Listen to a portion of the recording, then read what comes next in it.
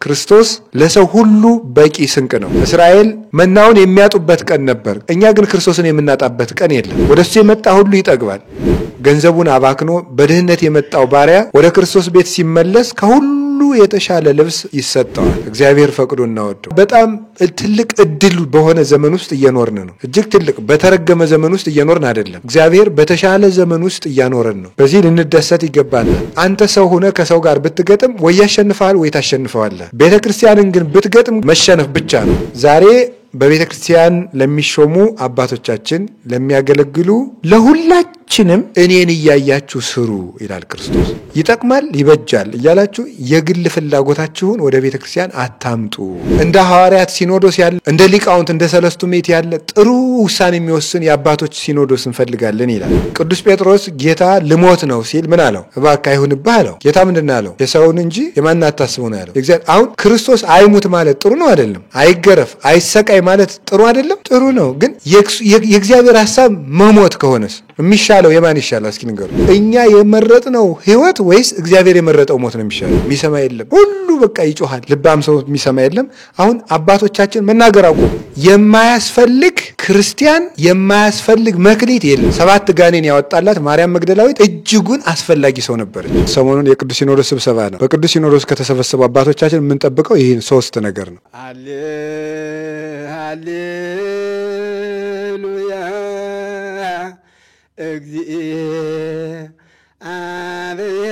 እግዚአብሔር የአብኒ ልሳነ ጥበብ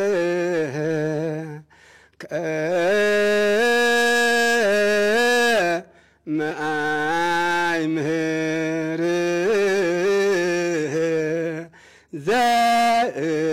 ዘእነብብ ቃል የአጽም እግዚኦ። በስመ አብ ወወልድ ወመንፈስ ቅዱስ አሐዱ አምላክ። ይትባረክ እግዚአብሔር አምላከ አበዊነ ቅዱሳን ምሕረቱን ቸርነቱን ይቅርታውን ከሕይወታችን ያላራቀ የአባቶቻችን አምላክ ፈጣሪያችን እግዚአብሔር ስሙ የተመሰገነ ይሁን። የእናታችን የድንግል ማርያም የቅዱሳን መላእክት የቅዱሳን ነቢያት የቅዱሳን ሐዋርያት የሰማዕታት የጻድቃን ረድኤታቸው በረከታቸው አይለየን። አባቶቻችን ካህናት፣ ወንድሞቻችን ዲያቆናት፣ አባቶች መነኮሳት፣ እናቶች መነኮሳያት፣ የእግዚአብሔር ቤተሰቦች ሁላችሁ አንድ አምላክ በሚሆን በአብ በወልድ በመንፈስ ቅዱስ ስም እንደምን ሰነበታችሁ? እንደምን ዋላችሁ? እንደምን አመሻችሁ? ቸርነት ገንዘቡ የሆነ አምላካችን ለዚህ ሰዓትና ቀን ስላደረሰን ስሙ የተመሰገነ ይሁን። ለመማማሪያ እንዲሆነን የመረጥኩት የመጽሐፍ ቅዱስ ቃል ወያመጽኡ ነግሃ ነግህ በሚል ርዕስ ነው የምንማማረው። ማለዳ ማለዳ ያመጡ ነበር በሚል ርዕስ እንማማራለን። ማለዳ ማለዳ ያመጡ ነበር። ኦሪት ዘጸአት ምዕራፍ 36 ቁጥር 3 ላይ የምናገኘው ኃይለ ቃል ነው። ኦሪት ዘጸአት ምዕራፍ 36 ቁጥር 3 እስኪ አንድ ጊዜ በሉ ሁላችሁ ማለዳ ማለዳ በሉ። ምን ይሉ ነበር? ያመጡ ነበር በሚል ርዕስ ነው የምንነጋገረው። ይህንን የጻፈልን አባት ርዕሰ ነቢያት ሊቀ ነቢያት ተብሎ የሚጠራው አባታችን ሙሴ ነው። ኦሪት ዘጸአት የሚባለው የእስራኤልን ከግብጽ መውጣት የሚናገር መጽሐፍ ነው። ዘጸአት ማለት መውጣት የመውጣት መጽሐፍ ማለት ነው። የመውጣት መጽሐፍ እንግዲህ መውጣት ሁለት ነገሮችን የያዘ ነው። አንደኛው ከማንፈልግበት ነገር መውጣት ነው።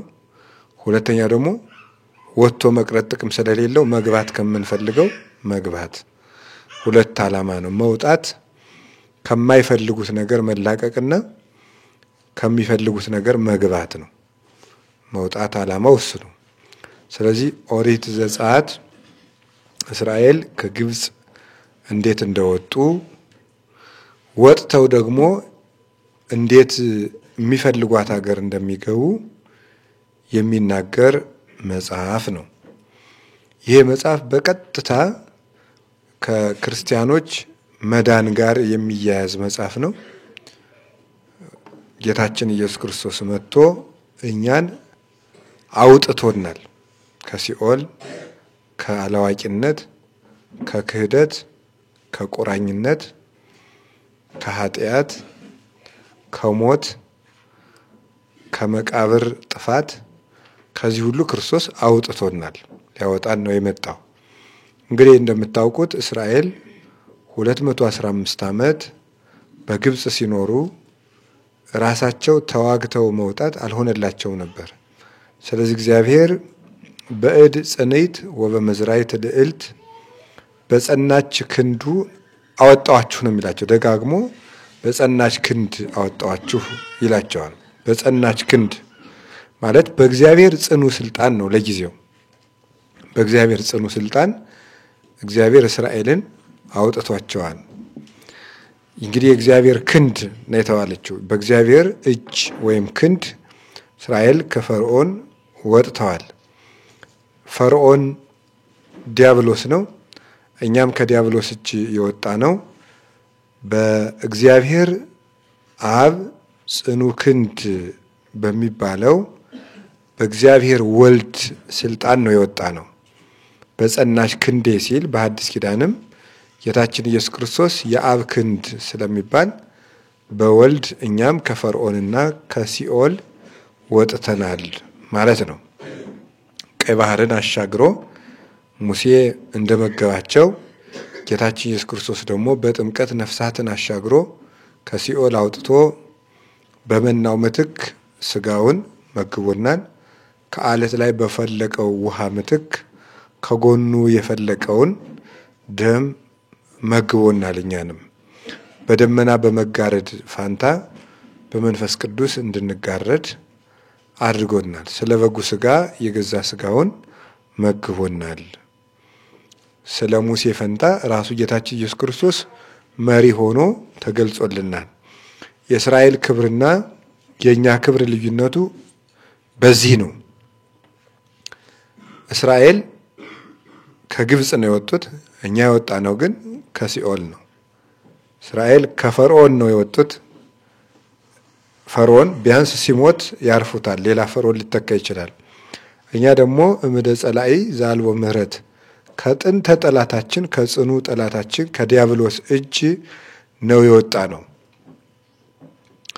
እስራኤል ከግብጽ ወጥተው የፈርዖን ተገዦች ከመባል ይወጡና የእግዚአብሔር የአብርሃም ልጆች ይባላሉ እኛ በሐዲስ ኪዳን ደግሞ የእግዚአብሔር ልጆች እንባላለን እስራኤልን ሙሴ ይመራቸዋል እኛን ግን የሙሴ አምላክ ክርስቶስ ቀጥታ ይመራናል እስራኤል የሚጋርዳቸው ደመና ነው እኛ ግን በ40 እና በ80 ቀናችን የሚጋርደን ማን ነው መንፈስ ቅዱስ ነው እስራኤል ከሞት ያላዳናቸውን መና ተመገቡ እኛ ደግሞ ጌታም እንደተናገረ አበውክሙ ሰመና በሉ በገዳም ወሞቱ አባቶቻችሁ በምድረ በዳ መና ተመግበው ነበር ግን ሞቱ እንዳለ ያላዳናቸውን መና ተመግበዋል እኛ ደግሞ የዘላለም ሕይወት መብሌ እውነተኛ መብል ነው መጠጤም እውነተኛ መጠጥ ነው አማን አማን ብለክሙ እመ ኢበላይክሙ ስጋሁ ወኢሰተይክሙ ደሞ ለወልደ እጓለ እመሕያው አልበክሙ ሕይወት ብሎ የሚናገር እውነተኛውን የሕይወት እንጀራ ጌታችን መድኃኒታችን ኢየሱስ ክርስቶስን ተመግበናል እስራኤልን ታቦተ ጽዮን ነበር የምትመራቸው 10 ቃላት የተጻፉባት እኛን ግን አሁን መርህ ለመንግስተ ሰማያቱና የምትመራን አካላዊ ቃልን በህቱም ድንግልና ጸንሳ የወለደች እመቤታችን ቅድስት ድንግል ማርያም ናት እስራኤል የሚመሩት ምድረ ርስት እስራኤልን ለመውረስ ነው። እዛች ገብተው ከነዓን ገብተው በየጊዜው ጠላት ይነሳባታል። ስጋት ያለባት ሀገር ናት። እኛ በወልደ እግዚአብሔር ስልጣን ተመርተን መንግስተ ሰማያት ከገባን በኋላ ውጡ የሚለን የለም። ካገኘን በኋላ ማጣት አለባችሁ የሚለን የለም። ገብቶ የማይወጡበት አግኝተው የማያጡበት ፍጹም ዓይን ያላየው ጆሮ ያልሰማው በሰው ልቡና ያልታሰበ እግዚአብሔር ለወዳጆቹ ያዘጋጀው ምን ማለት ነው? ይሄ በምድር ያየናቸው ደስታዎች ሁሉ የማይተካከሉት ማለት ነው። በምድር እኛ የምንፈልጋቸው ደስታዎች ሁሉ ተደምረው አንዷን የማያክል ሀገር እንወርሳለን እና የኛ ክብራችን ከአይሁድ ክብር ይበልጣል። ቅዱስ ጳውሎስ እንደዚህ ይላል። እንደምታውቁት ዕብራውያን ምዕራፍ 1 ቁጥር 1 ላይ ሲናገር በብዙ ነገር ወበብዙ መክፈልት አይዳ እግዚአብሔር ለአበዊነ በነቢያቲሁ እምትካት። ከጥንት ጀምሮ እግዚአብሔር በብዙ አነጋገርና በብዙ ህብረ ትንቢት በብዙ ህብረ አምሳል ለአባቶቻችን በነቢያት ተናገረ። ከጥንት ጀምሮ እግዚአብሔር ለአባቶቻችን በነቢያት ተናገረን። ወለነሰ በዳህሪ መዋይል ነገረነ በወልዱ። እኛ ግን በዘመን መጨረሻ በልጁ ተናገረን አለ። በልጁ ተናገረን። በነቢያት ተናገራቸው፣ በልጁ ተናገረን። ቅዱስ ዮሐንስ አፈወርቅ ይህን ሲተረጉም እንዲህ ይላል። ወበይንተ ዝንቱ አጠየቀ ብፁዕ ጳውሎስ ከመ ክብርነ ይፈደፍድም ክብሮሙ ለአይሁድ። በዚህ ንዑድ ክቡር ጳውሎስ ክብራችን ከአይሁድ ክብር እንዲበልጥ አጠየቀ፣ አስረዳ ይላል። የኛ ክብር ከአይሁድ ክብር እንደሚበልጥ ቅዱስ ጳውሎስ በዚህ መሰከረ። በምን መሰከረ? ለነሱ በነቢያት ተናገራቸው፣ መልእክተኛ ላከላቸው። እኛን ግን በልጁ ተናገረን። ያ ማለት ራሱ ተናገረን። አንድ ንጉስ መልእክተኛ ሲልክልን ከንጉሱ ክብር የተነሳ ምን ሰው ቢለይ ነው ለኔ መልእክተኛ የላከልኝ እኔን ሰው ብሎ ብለን እንደሰታለን። ራሱ ቢመጣ ግን አይምሯችን መቆጣጠር የማይችለው ደስታ ይኖረናል። አሁን ለነቢያት በመልእክተኛ ተነጋገራቸው፣ ለኛ ግን ራሱ እግዚአብሔር ወልድ መጥቶ አነጋገረን። ስለዚህ የክርስትና ክብሩ መላል ሰው ሲያስቡት እጅግ በጣም ትልቅ ነገር ነው በእውነት ማለት ነው። እግዚአብሔር ለሰው ልጆች ያደረገው በኩር የሆነ ስጦታ ነው። ባህሪያችን ነገዳችን ወዶ ተዋህዶታል እና ያለኛ ያደረገው ትልቅ ነገር ነው እና ይሄን ነው ቅዱስ ጳውሎስ ይትባረክ እግዚአብሔር አቡሁ ለእግዚእነ ወአምላክነ ወመድኃኒነ ኢየሱስ ክርስቶስ ዘባረከነ በኩሉ በረከት መንፈሳዊት በኢየሱስ ክርስቶስ እግዚእነ ዘበሰማያት። በጌታችን በአምላካችን በመድኃኒታችን በኢየሱስ ክርስቶስ በሰማያት በመንፈሳዊ በረከት ያከበረን የጌታችን ኢየሱስ ክርስቶስ አባቱ እግዚአብሔር ይክበር ይመስገን ይላል ኤፌሶን ምዕራፍ 1 ቁጥር 4 ላይ። ምን ታያላችሁ? አሁን በመንፈሳዊ በረከት የባረከን፣ በሰማያት የባረከን፣ በኢየሱስ ክርስቶስ የባረከን የሚል ሶስት ነገሮች ታያላችሁ። በመንፈሳዊ በረከት ያከበረን፣ በሰማያት ያከበረን፣ በኢየሱስ ክርስቶስ ያከበረን ሶስት ነገር። አይሁድን ያከበራቸው በምድር ነው። እኛን ያከበረን ደግሞ በሰማያት ነው። አንበረነ ምስሌሁ ይላል። ከእርሱ ጋር አስቀመጠን አኖረን። ለምን? እርሱ የእምነታችን በኩርና ራስ ነው። እኛ ደግሞ ሕዋሳቶችንን ሀብሃሉ ርዕስ እየይሄሉ አባል። ራስ ከገባበት እግር ተከትሎ በዚያ ይኖራል። ራስ በገባበት እግር ይከተላል። ጌታችን ኢየሱስ ክርስቶስ የእምነታችን ራስና በኩር ነው። ስለዚህ ምን ብሎ ነበር ለቅዱሳን ደቀ መዛሙርቱ? እምከመ ተለአልኩ አነ ስህብ ኩሎ ሀቤ። እኔ ከፍ ብዬ ከተሰቀልኩ በኋላ እናንተን ወደ እኔ እስባችኋለሁ ብሎ ነበረ። ይህንን ቅዱስ ዳዊት አስቀድሞ መዝሙር 109 ላይ ሲናገር ወበይንተዝ ይትሊአል ርዕስ፣ ስለዚህ ነገር ራስ ከፍ ከፍ ይላል አለ። ራስ ከፍ የሚለው ሕዋሳትን ለመሳብ እንደሆነ ክርስቶስ በሰባት ክንድ መስቀል ከፍ ብሎ መሰቀሉ እኛን ወደ ሰማያዊነት ለመሳብ ነው። ስለዚህ ልብ ብላችሁ ስሙ። በሰማያት የባረከን ከዛስ በመንፈሳዊ በረከት የባረከን። በመንፈሳዊ በረከት የባረከን ለምንድን ነው? መንፈሳዊ ሀብት የሚነጠቅ የሚቀማ የሚወሰድ አይደለም። ፍልስጤማውያን መጥተው የሚያጠፉት፣ ሞዓባውያን፣ አሞራውያን መጥተው የሚያጠፉት ወይም የፋርስ ሰዎች የሚወሩት አይደለም ያለንኛ። በልብ መዝገብነት ተሰውሮ የሚቀመጥ መንፈስ ቅዱስ ያተመው ሰማያዊ ስጦታ በእያንዳንዳችን ውስጥ አለ። ለሰማያዊ ዜግነት የተጻፍንበት የሕይወት ጽሕፈት በእያንዳንዳችን ሕሊና ውስጥ አለ። በልባችን የተጻፈና የተነገረ የተሰጠ ሀብት ነው። ለዚህ ነው ኢታምዕዎ ለመንፈስ ቅዱስ። የታተማችሁበትን መንፈስ ቅዱስን አታሳዝኑት። አማዕተውክሙ እናንተን ባከበሩበት ቀን በ40 ቀን በ80 ቀን እናንተን ያተሙበትን መንፈስ ቅዱስን አታሳዝኑት ይላል ቅዱስ ጳውሎስ። በሰማያት የባረከን ከዛስ በመንፈሳዊ የባረከን ከዛስ በኢየሱስ ክርስቶስ የባረከን። በሙሴ እጅ አይደለም አሁን የተባረክነው፣ በራሱ በኢየሱስ ክርስቶስ ነው። በሙሴ እጅ የሚናኝ ርስት የለንም፣ በክርስቶስ የሚናኝ ርስት ነው ያለን። ራሱ ማዳን ይችላል። ሙሴ ተካሶ ያድናል፣ ለምኖ ጸልዮ ያድናል። ይሄ ግን ራሱ ማዳን የሚችል ነው። ራሱ የርስቱ የፍርዱ ባለቤት ነው እና በክርስቶስ እጅ ርስት ተመርቶ መውረስ እንዴት ያለ ትልቅነት ነው! አሁን ይችን መንጋ የእስራኤልን አንዲት ጭፍራ የሚመራት ሙሴ ነው። አሁን ይችን መንጋ የሚመራት ክርስቶስ ነው። አሁን የሚመራንን ዳግማዊ ሙሴ እውነተኛውን የሙሴ አምላክ ክርስቶስን ውሃ ከጭንጫ አፍልቅልን አንለውም፣ መና ከደመና አውርድልን አንለውም። ምክንያቱም ውሃው ለእያንዳንዳችን ላይነጥፍ በነፃ የተሰጠ ነው። መናው እኛ እየሄድን በቅርጫት የምንለቅመው አይደለም። ለእያንዳንዳችን በቂ ሆኖ የተሰጠ ስንቅ ነው። እሱ ክርስቶስ ነው። እሱን የፈለገ ሁሉ በጠዋትም በማለዳ ማንም ሊያገኘው ይችላል። ስለዚህ እኛ እንደዚህ ብለን አንካሰስም። ድንጋይ ይዘን አንሄድም። አጣ ነው የምንለው ነገር የለንም። በፈለግነው ሰዓት ክርስቶስ ለሰው ሁሉ በቂ ስንቅ ነው።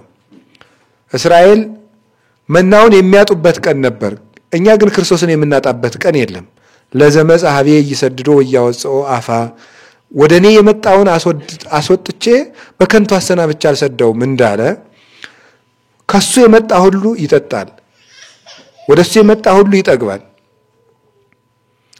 ኮብልሎ የመጣ ባሪያ ገንዘቡን አባክኖ በድህነት የመጣው ባሪያ ወደ ክርስቶስ ቤት ሲመለስ ከሁሉ የተሻለ ልብስ ይሰጠዋል። ቀለበት በጣቱ ይደረግለታል፣ ጫማ ለእግሩ ይሰጠዋል። ላባከነው ገንዘቦች ወቀሳ አይለበትም። የሚሰጠው አሁን በመጣበት ሰዓት ነው። ቀጠሮም የለበትም። ስለ ትናንትናውም አይወቀስም። አሁን ይለብሳል። ትኩረት የሚደረገው ዛሬ መምጣቱ ነው እና በጣም ትልቅ እድል በሆነ ዘመን ውስጥ እየኖርን ነው። እግዚአብሔር ፈቅዶና ወዶ እጅግ ትልቅ በተረገመ ዘመን ውስጥ እየኖርን አይደለም። እግዚአብሔር በተሻለ ዘመን ውስጥ እያኖረን ነው። በዚህ ልንደሰት ይገባናል። አሁን የርስቱ መሪ መድኃኔዓለም ነው። እየመራው ያለ ሕዝቡን እሱ ነው። እንደዚያ ነው እና እስራኤል 40 ዘመን ሲጓዙ ከፈርዖን ከወጡ በኋላ መንገድ ላይ የእግዚአብሔርን ሥርዓት ይጠብቁ ነበር። መቅደስ እንዲሰሩ ታዟል። ጌታችን ኢየሱስ ክርስቶስም ፈርዖንን ዲያብሎስን ድል ከነሳልን በኋላ ከሲኦል ከዲያብሎስ ቁራኝነት ከሞት ባርነት ነፃ ካወጣን በኋላ ሥርዓት ሰርቶልናል።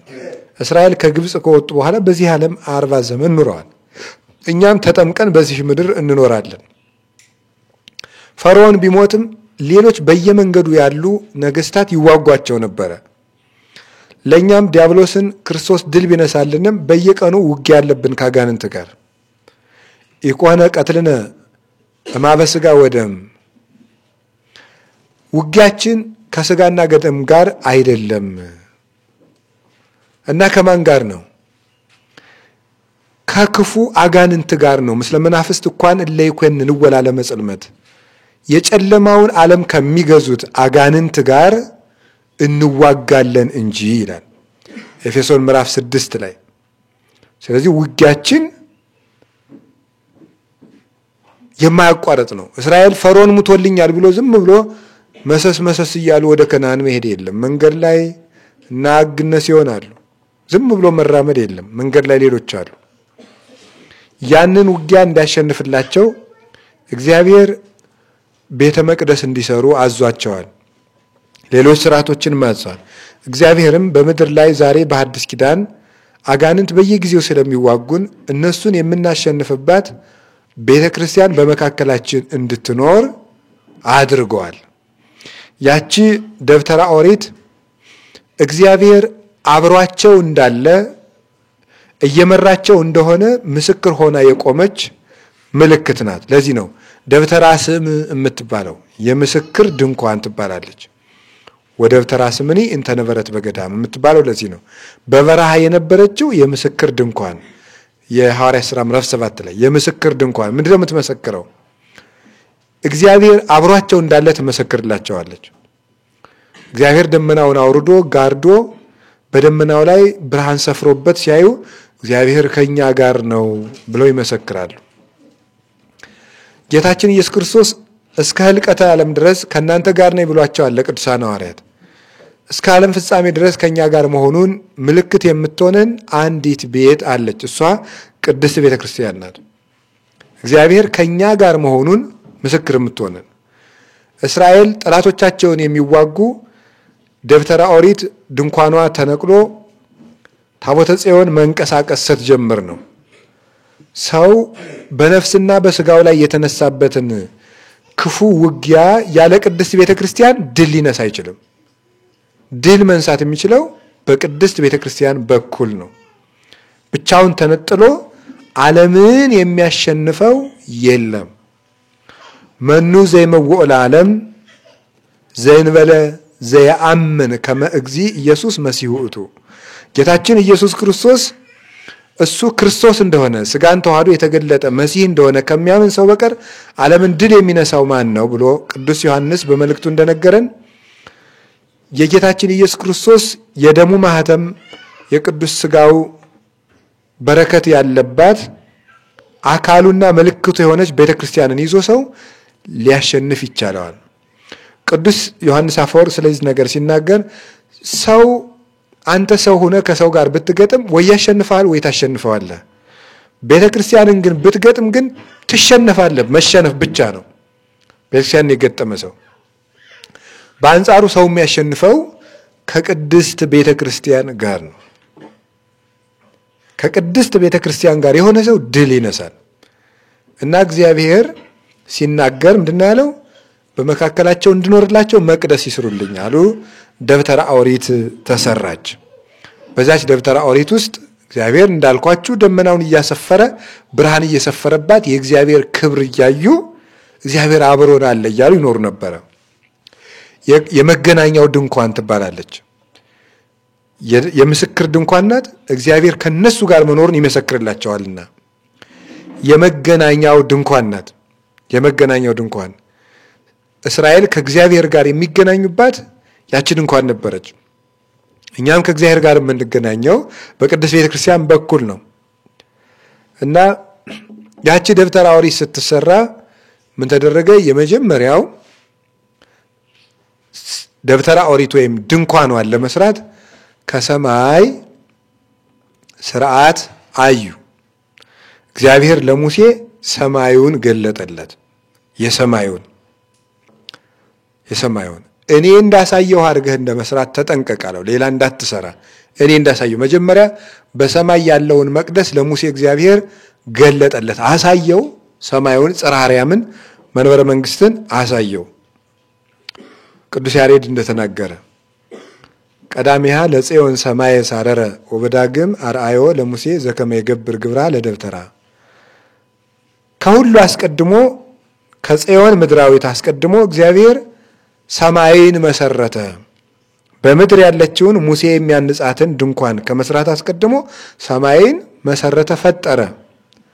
ከዚያ በኋላ ወበዳግም አርአያው ለሙሴ ዘከመ ይገብር ግብራ ለደብተራ ከዚህ በኋላ በሰማይ በተመሰረተችው መቅደስ አንጻር በምድር ያለችውን መቅደስ እንዲሰራ ለሙሴ አሳየው አለና የሰማዩን እግዚአብሔር ወደ ምድር አምጥቶ ለሙሴ ገለጠለትና በሰማይ እንዳየኸው አድርገህ በምድር ትሰራ ዘንድ ተጠንቀቅ አለው።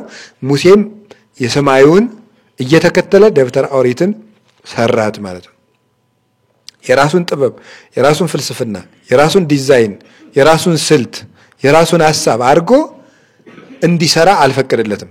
የፈቀደለት የሰማዩን እያየ እንዲሰራ ነው። ዛሬ በቅድስት ቤተክርስቲያናችን ውስጥ ሁላችንም እንዳቅማችን እናገለግላለን። በምእመንነት እናገለግላለን፣ በዲቁና እናገለግላለን፣ በቅስና እናገለግላለን። በከፍ ያሉ አባቶቻችን ደግሞ በጵጵስና ያገለግላሉ፣ በፓትርያርክነት ያገለግላሉ። ስናገለግል እግዚአብሔር ለሙሴ ያዘዘውን ትእዛዝ ዛሬም እግዚአብሔር ለኛ ያዛል። ምን ብሎ ነው የሚያዘው? እኔ እንዳሳየው አድርገህ ትሰራ ዘንድ ተጠንቀቅ ብሎ ያዛል እግዚአብሔር። ደብተራ ኦሪትን ስትሰራ የራስህን ሐሳብ እንዳታመጣ የሰማዩን እያየ ስራ። ዛሬ በቤተ ክርስቲያን ለሚሾሙ አባቶቻችን ለሚያገለግሉ ለሁላችንም እኔን እያያችሁ ስሩ ይላል ክርስቶስ። እኔ እንደሰራሁት አድርጋችሁ ስሩ፣ ይጠቅማል ይበጃል እያላችሁ የግል ፍላጎታችሁን ወደ ቤተ ክርስቲያን አታምጡ። የኔ ፍላጎት ይሰራ፣ የሚያድናችሁ እሱ ነው። መቅደሱ የሚሆነው ቤተክርስቲያን የምትሆነው አንድነታችሁ አንድነት የሚሆነው እኔ እንዳሳየዋችሁ እያደረጋችሁ ስትሰሩ ነው እያለ ነው የሚያሳየን። ይሄ ነው። ለሁላችንም ይሰራል። ለሁላችንም እንደምታስቡት ከታች ሆኖ ምእመኑ እንደ ሐዋርያት ሲኖዶስ ያለ ሲኖዶስ እንጠብቃለን ይላል። ሰምታችሁ ታውቃላችሁ? እዚህ እንኳን ብለን አናውቅም። በማህበር በግልን ግን አላውቅም። እንደ ሊቃውንት እንደ ሰለስቱ ምዕት ያለ ጥሩ ውሳኔ የሚወስን የአባቶች ሲኖዶስ እንፈልጋለን ይላል። የግል ፍላጎት የሌለበት ግን እያንዳንዱ ምእመን ቤተክርስቲያን ሲመጣ የየራሱን ፍላጎት ይዞ ይመጣል። ሰበካ ጉባኤ ስታረጉት የራሱን ፍላጎት ይዞ ነው የሚመጣ። የቤተክርስቲያን ህንጻ ኮሚቴ ሲሆን የራሱን ፍላጎት ይዞ ይመጣል። ሰው ሁሉ የየራሱ ፍላጎት፣ እግዚአብሔርን የሚያስበው የለም። የየራሱ ፍላጎት ሲጨቃጨቅ የሚውል ተደጋጋሚ የምናገረው ነው። በቤተክርስቲያን ከሚደረጉ ስብሰባዎች 90% ጭቅጭቅ የኔ ሐሳብ ይሁን የማለትና የግለሰብን ፍላጎት ቤተክርስቲያን ውስጥ አምጥቶ መክተት ነው። እግዚአብሔር ከዚህ በላይ የሚጠላው ነገር የለም። እግዚአብሔር አንተን ላገለግልህ ያንተ ሐሳብ ይቅርና የኔ ሐሳብ ቤትህ ውስጥ ይግባልኝ ሲሉት አይወድም። ትልቅ ነገር ለምን አንሰራም? አሁን ለምሳሌ አንድ ጥያቄ ልጠይቃችሁ። ቅዱስ ጴጥሮስ ጌታ ልሞት ነው ሲል ምን አለው? እባክህ አይሁንብህ አለው። ጌታ ምንድን ነው ያለው? የሰውን እንጂ የማንን አታስበው ነው ያለው። አሁን ክርስቶስ አይሙት ማለት ጥሩ ነው አይደለም? አይገረፍ አይሰቃይ ማለት ጥሩ አይደለም? ጥሩ ነው። ግን ይኸው የእግዚአብሔር ሐሳብ መሞት ከሆነስ እንዲሞት ከሆነስ የሚሻለው የማን ይሻላል? እስኪ ንገሩ። እኛ የመረጥነው ህይወት ወይስ እግዚአብሔር የመረጠው ሞት ነው የሚሻለው? እግዚአብሔር የመረጠው ሞት እጅግ ይሻላል። አዎ ጥዑም መሪር ዘተፈቅዶ አንተ እምነጸቃው ዘፈቅዶ አነ አረጋዊ መንፈሳዊ የሚለው እኔ ከፈቀድኩት የማር ወለላ ይልቅ አንተ የመረጥከው ሬት ይሻላል ይላል እግዚአብሔር ሲናገረው። እኔ ከምመርጠው የጣፈጠ ነገር አንተ የምትመርጠው ሬት የተሻለ ነው። እግዚአብሔር የመረጠው መራራ ነገር እጅግ ትልቅ ብልጫ የሚሻል ነው በእውነት። ክርስቶስ ከመረጠው ሞት እንኳን ቢሆን የተሻለ ነው። ስለዚህ የሰው ነው። ለእግዚአብሔር እንደዚህ አድርገን እንኳን ብናስብ፣ እንደዚህ አድርገን የሞትና የህይወት ልዩነት ያክል እንኳን ብናስብ የእግዚአብሔርን ፈቃድ የሚገዳደር ከሆነ ሐሳቡ የእግዚአብሔር ጠላትነት ነው። ያንን ነው የሚለው እግዚአብሔር። ስለዚህ ደብተራ ኦሪትን ስትሰራ እኔ እንዳሳየው አድርገህ ስራ።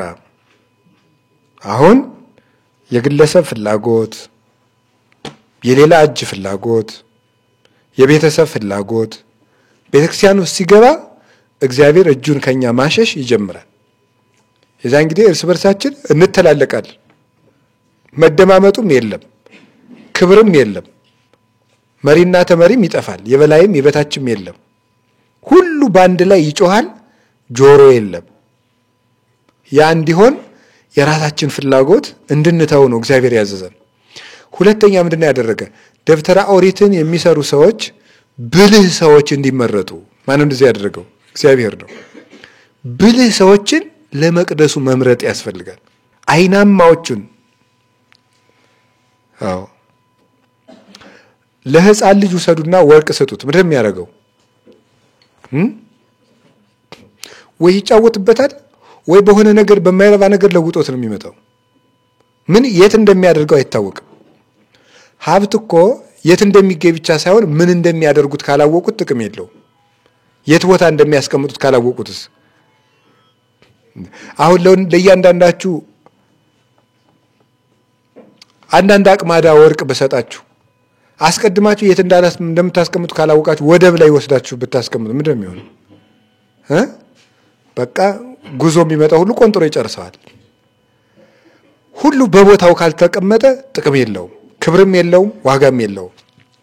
ስለዚህ ባስልኤል እና ኤልያብ የሚባሉ ልባም ሰዎችን መረጠ። አያችሁ፣ አሁን እኛ በዚህ ዘመንም እስራኤል የ40 ዘመን ጉዞ የኛ በዚህ ምድር ከቤተ ክርስቲያን ጋር የምናደርገው ጉዞ ነው። አሁንም ቢሆን ከቅድስት ቤተ ክርስቲያን ጋር እንድንሻገር ካስፈለገ የመጀመሪያው የእግዚአብሔርን ሐሳብ በስብሰባችን ማስቀደም ነው። ሁለተኛው ምን ማድረግ ይመስላችኋል? ልባም ሰዎችን ቦታ እንዲሰጣቸው ማድረግ ነው። ቦታ እንዲያገኙ ማድረግ። አይን ያላቸው፣ ጆሮ ለእግዚአብሔር ያላቸው፣ አይን ያላቸው ትናንትና ዛሬን፣ ዛሬና ነገን የሚያገናኙ 360 ዲግሪ ቃኝተው የሚጎዳና የሚጠቅመውን የሚያዩ አይናማ ሰዎች መምረጥ ነው። ለነሱ ቦታ መስጠት፣ ማዳመጥ። ሲናገሩ ልብ ያላቸው ሰዎች፣ አይን ያላቸው ሰዎች እኛ ያላየነውን ያዩ ሰዎች ሲነግሩን መተቸት ፈልጋችሁ ነው፣ መቃወም ፈልጋችሁ ነው ከማለት ይልቅ ወደ ኋላ ዞር ብሎ ማዳመጥ። እንዳሉት መሰል ይባላል። ሰሎሞን እኮ ባልንጀራ በገሰጸህ ጊዜ ወደ ኋላ ተመለስ ያለው ይሄንን ነው። እንዳሉት መሰል እስኪ ራስህ ነይ ማለቱ ነው። ራስህ ነይ፣ ሁልጊዜ ልክ አትልም። በራስህ አይን ጠቢብ አትሁን ነው። በራስህ አይን እና ልባም ሰዎች ቦታ ያጣሉ። የሚሰማ የለም። አፈቀላጤ ነው አሁን የሚደመጠው። በቃ የሚሰማ የለም። ሁሉ በቃ ይጮሃል። ልባም ሰው የሚሰማ የለም። አሁን አባቶቻችን መናገር አቆሙ። እንዲያው ከመሆን እንደኔ ያለ ለፍላፊ ነው እንጂ አሁን ትልልቅ አባቶች መስበክ ሁሉ እኮ ጠልተዋል። ታውቃላችሁ አይደል? ኧረ ለምን ነው የምንናገረው ብለው ሻል ያሉት አሁን ውዳሴ ማርያም እየደገሙ ነው እንጂ በየዋሻው እየሄዱ ወጥቶ የሚሰብክ የለም። ያው እኛ እንግዲህ ቅሪቶቹ እየለፈለፍን ነው እንግዲህ ሁሉንም እግዚአብሔር ያውቀዋል። ስለዚህ ምንድነው መሆን ያለበት? ለሚናገሩ አባቶች ጆሮ መስጠት። ይሄ ትልቅ ነገር ነው። አሁን እንደ ቤተ ክርስቲያን እንድናልፍ ነው የምነግራቸው ያለ። ተጓዦች ነን፣ የከነዓን መንገደኞች ነን። ስንሄድ አንድ ለቤተ ክርስቲያን የሚያስፈልገን ልብ ላለው ሰው ቦታ ይሰጠው፣ አይን ላለው ሰው ቦታ ይሰጠው። ለማንኛውም ግን ቤተ ክርስቲያን ውስጥ ናችሁ ስልክ ቢደወል እንዳታነሱ። አዲስ አበባ ሀገረ ስብከት አንድ የሚያስመሰግን ውሳኔ አምና ወስኗል። ምንድነው የሚለው? ቤተ ክርስቲያን ውስጥ ማንም ሰው ስልክ ይዞ እንዳይገባ ውሳኔ ተወስኗል። ካህናት ማለት ነው። መቅደስ ውስጥ ስልክ ይዘው እንዳይገቡ። እውነት ነው፣ የእግዚአብሔር ሰዓት ስለሆነ። ቅዳሴ ላይ ሰምታችኋል። ዝውእቱ ምንድነው የሚለው? ጊዜ ይሄ የምስጋና ጊዜ ነው። ይሄ የምስጋና ጊዜ እግዚአብሔርን የምናመሰግንበት ነው። ጊዜ ሰብሖቱ ለመድኃኒነ መፍቀሬ ሰብ ክርስቶስ ሰውን የሚወድ ክርስቶስን የምናመሰግንበት ጊዜ ነው። አሁን ሌላ ጊዜ ለሌላ ጉዳይ እድል ፈንታ የለውም፣ እዚህ ቦታ የለም። አሁን ክርስቶስ የሚመሰገንበት ጊዜ ነው ተብሎ የሚነገረን ለዚህ ነው። ቅዳሴው ላይ አዋጅ ተደርጎ ወደ ጉዳዩ ስመልሳችሁ አሁን የኦሪቱን መቅደስ ለመስራት የድንኳኗን መጀመሪያ የሰማዩን ማየት፣ ቀጥሎ ልባም ሰው መምረጥ፣ ሶስተኛ ምንድነው ያደረጉት? ሰው ሁሉ ያለውን እንዲያመጣ። እስኪ ሰው ሁሉ ያለውን እንዲያመጣ ብሉ። ምን አላችሁ? ሰው ሁሉ ያለውን እንዲያመጣ። ሰው ሁሉ ያለውን እንዲያመጣ ማለት ምን ማለት ነው? የእስራኤል ልጆች እያንዳንዳቸው ልክ ከወርቅ ሳጥን ባይኖራቸው እንኳን ምናቸውን ይዘው ይመጣሉ? ጉትቻ፣ የወርቅ ጉትቻቸውን፣ የወርቅ አምባራቸውን፣ የብር ጉትቻቸውን ይዘው እንዲመጡ አደረጋቸው። ሰው ሁሉ ያለውን ይዘው እንዲመጣ ማድረግ ማለት ነው የምእመናን ሁሉንም ጸጋቸውን ወደ ምን ማምጣት ነው? ወደ ቤተክርስቲያን ማምጣት ነው። ትልቅ ወርቅ ወቄት ያመጣም ይቀበላል፣ ጉትቻዋን ይዛ ብትመጣም ይቀበላታል። ሙሴ የአንገቷን ማርዳ ብታመጣ ይቀበላታል። የሚጣል የለም ነው። ምን ማለት ነው? የማያስፈልግ ክርስቲያን የማያስፈልግ መክሊት የለም ነው።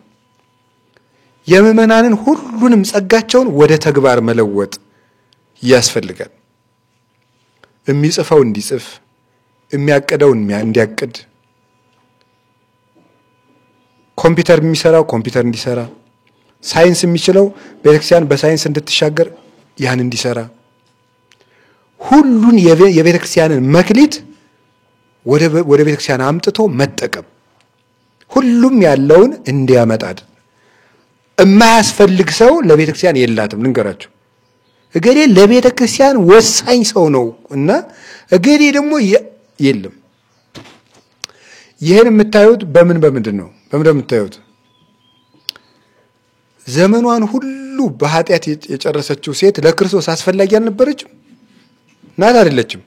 ናት። ምናልባትም 3 ዓመት ሌት ተቀን ብርሃን እያሳየ ከሰበካቸው ደቀ መዛሙርቱ ይልቅ 7 ጋኔን ያወጣላት ማርያም መግደላዊት እጅጉን አስፈላጊ ሰው ነበረች። አያችሁ፣ ጋኔን የሰፈረባትን የዘማዊቷን ሰውነት አምጥቶ ክርስቶስ ለክብር ተጠቀመበት። አመጣትና ለሐዋርያት የትንሣኤውን ዜና ተሸክማ እንድትሄድ ያደረጋት እሷን ነው። ለክርስቶስ የማያስፈልግ ሰው የለም። ስለዚህ ምን አደረገ? ብዙ ገንዘብ ከሰጡ ሰዎች ይልቅ 2 ዲናር የሰጠችውን ሴት አመሰግናት። ሰምታችኋል አይደለም? አመስግኗል። ጌታ ለምንድን ነው ምርጥ ዕቃውን ብሉይ ኪዳንን ጠንቅቆ የሚያውቀውን የአይሁድን ፍልስፍና የግሪክን ፍልስፍና የሚያውቀውን ጳውሎስን በጠራበት አንደበቱ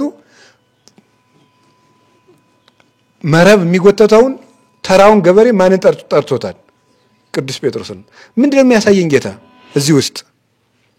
በዘመኑ የተማረውን ማቴዎስን በጠራበት ምንም ያልተማረውን ያዕቆብና ዮሐንስን ጠርቷል። ለምንድነው ሲባል ለኔ ሁሉም ሰው አስፈላጊ ነው ጌታ በዚህ ያስተላልፈልን። ሁሉም ሰው መጥቶ እኩል አስፈላጊ ይሆናል። እስኪ አንድ ጥያቄ ልጠይቃችሁ። ቤት ስንሰራ ትልልቅ ማዕዘን ላይ የምናስቀምጣቸው ትልልቅ ድንጋዮች አሉ እና ቤቱ እየተሰራ አደገና መሀል ለዚያ ግድግዳው አካባቢ እችን የምታክል ትንሽ ቀዳዳ ተረፈች። የሆነች ድንጋይ መጣችና ወስደን ስንጨምራት በቃ ምንም ሳትዛነፍ ህንጻው ውስጥ በትክክል ተጋጠመች። አሁን ከድንጋዮች ሁሉ አስፈላጊው የትኛው ነው? ሁሉም። ያቺ ብትጎል ምን ይደረጋል? ይናዳል አይደል እንዴ? ይናዳል። ጠጠሯ ታስፈልጋለች። ያንዲት ጠጠር መጉደል ቤትን ያፈርሳል። ያንዲት ጠጠር መጉደል። ስለዚህ ማንም ሰው ለቤተክርስቲያን ጠቃሚ ነው ብሎ የልጆቿን እናታችን ቅድስት ቤተክርስቲያን አሁን በዚህ ዘመን ማድረግ ያለባት የልጆቿን መክሌት ወደ ቤቷ ማምጣት ነው። ሸክፋ ከነ ልጆቿ ማለት ነው። ሲመጡ ግን ምናቸውን ይዘው ነው የሚመጡ? አንዳንዶቹ ደም እየፈሰሳቸው ነው የሚመጡ። አንዳንዶቹ 7 ጋኔን ሰፍሮባቸው ነው የሚመጡ።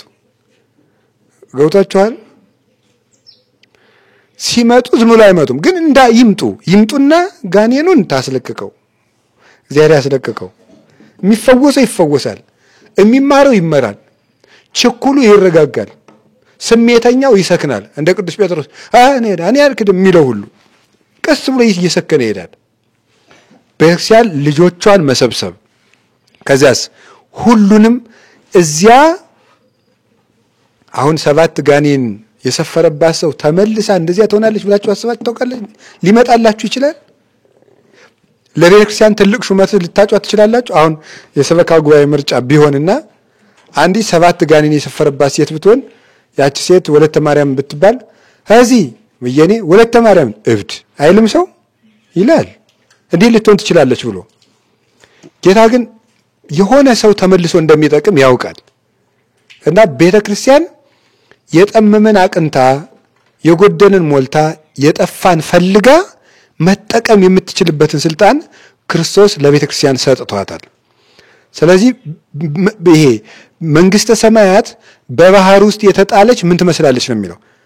መረብ ትመስላለች አለ። ለዚህ ነው ቤተክርስቲያን በዓለም ውስጥ የተወረወረች መረብ ሆና ልጆቿን ሁሉ የምትሰበስብ ናት። እንደዚያ ነው። ያ ተሰብስቦ መጥቶ ይረባል፣ ይጠቅማል። እንግዲህ ቤተክርስቲያንን ከሚመሩ ሰዎች ይሄ 3 ነገር ይጠበቃል። እንግዲህ አሁን እንደምታስቡት ሰሞኑን የቅዱስ ሲኖዶስ ስብሰባ ነው። በቅዱስ ሲኖዶስ ከተሰበሰቡ አባቶቻችን የምንጠብቀው ይህን 3 ነገር ነው። የመጀመሪያ ክርስቶስን እያዩ እንዲወስኑልን እና እንደ ትናንት እንዲያስቡ፣ በትንንሽ ነገሮች እንዳይጣሉ። ሁለተኛው የምንጠብቀው ምንድነው? ሁልጊዜ ልባም ሰዎች ትኩረት ተሰጥቷቸው ሰነፎች እንዲስተካከሉ። ሶስተኛ የምእመናንን ልጆቿን ቤተክርስቲያን ቆጥራ የመሸከፍ ግዴታ አለባት። ልጆቼ የት ነው ያሉት ብላ ልጆቿን የመቁጠር የመፈለግ፣ ቀጥሎ ደግሞ መክሊቶቿን አምጥቶ የመጠቀም፣ አረባም አልጠቅምም ያለን ሰው አምጥቶ ትክክለኛ ቦታ ላይ ትሆናለህ ማለት ጠግኖ መጠቀም፣ እንደ ንስር አድሶ መጠቀም የአባቶቻችን ድርሻ ይሆናል። ከኛ ምንድነው የሚጠበቀው? ማለዳ በሉ እስኪ በሉ ማለዳ ያመጡ ነበር። ከኛ የሚጠበቀው ማለዳ ማምጣት ነው። ማለዳ ማምጣት ምንድነው? እቺ ብቻ ተናግሬ ትምህርት ልጨርስ። አሁን በየትኛውም ሰው የተማረውም ያልተማረውም ምእመኑም ከቅዱስ ሲኖዶስ ጥሩ ውሳኔ ይጠብቃል። ሁሉ ጊዜ በየዓመቱ የሲኖዶስ ስብሰባ በመጣ ቁጥር ከኛሳ ምንድነው የሚጠበቀው የሚለው ግን ምንም የለም። ቁጭ ብሎ ምን አባት አለን ነው እንጂ ምን ልጅ አለን ቢሉስ እነሱ እኛ ምን ልጅ አለን ቢሉስ።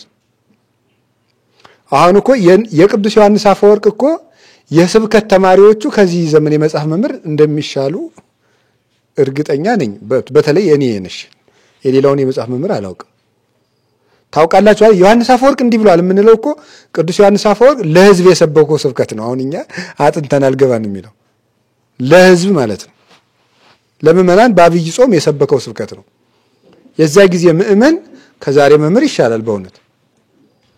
ደግሞ መልሳችሁ ለኃጢአት ምክንያት እንዳይሆናችሁ እና እኛ በተራ መምህር እየተማርን ነው እኛ ያላደግነው እንዳትሉ። መቼም ለቤተክርስቲያን ሊቅ አንሆንም እንጂ ለእናንተ እንኳን ሊቅ ሳንሆን አንቀርም። ገብታችኋል? ለቤተክርስቲያን ሊቅ አይደለንም፣ ለእናንተ እንኳን አናንስም። እውነት ለመናገር ማለት ነው። ለእናንተ የሚሆን ነገር ለማቀበል እንኳን መቼስ እግዚአብሔር ያድናል ለማለት እንኳን አናንስም መቼም ቸርነቱን ለመናገር እማንሆነው ለቤተክርስቲያን ነው። ስለዚህ ከኛ ሙሴ እነዚህን 3 ነገሮች አደረገ። ህዝቡ ምን አደረገ? ማለዳ ያላቸውን ያመጡ ነበር። ማለዳ ብሎ አንድ ይውላችሁ ምን ያደርጉ ነበር? ያላቸውን ያመጡ ነበር። እሺ ምንድነው የሚያመጡት?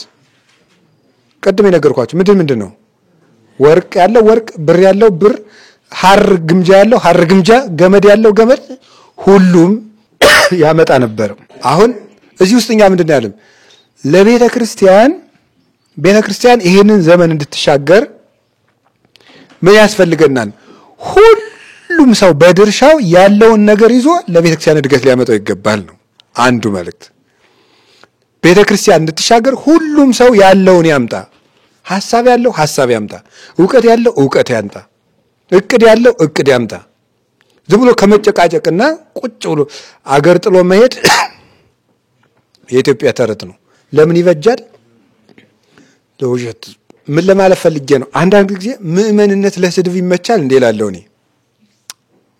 ከቃሉ ጋር ናችሁ? ምእመንነት ለስድብ ይመቻል እንዴ? እኔ ምእመን ሁኜ ነው እንደዚህ ያጣተኛ መሆን፣ እንደው እናንተ አታፍሩም ይላል። ወይ ጉድ! እንደው ምእመኑን መሆን ለስድብ ይመቻል እንዴ? አይመችም እኮ። የራስን ድርሻ መወጣት እንጂ ቁጭ ብሎ የሰውን ኃጢአት እየቆጠሩ ቢውሉት ድንኳኑ አይሰራም። ሙሴ አንተ ዲዳ ምናምን ብንል አሁን ምንም የሚመጣ ነገር የለም። እኛም ማምጡ የተባልነውን ማምጣት፣ ሙሴም ሶስቱን ነገር መከተል ነው። አባቶቻችንም ይሄንን ድርሻ መስራት፣ እኛም እንደ ልጅነት ደግሞ ያለችንን ነገር ሁሉ ለቤተክርስቲያን ማድረግ። ከየት ነው? ሁላችን ተንጋግተን ወደ ሲኖዶስ አንሄድም። በያለንባት ቦታ ሐሳባችን ሁሉ ስለ ቤተክርስቲያን እንዲሆን ነው።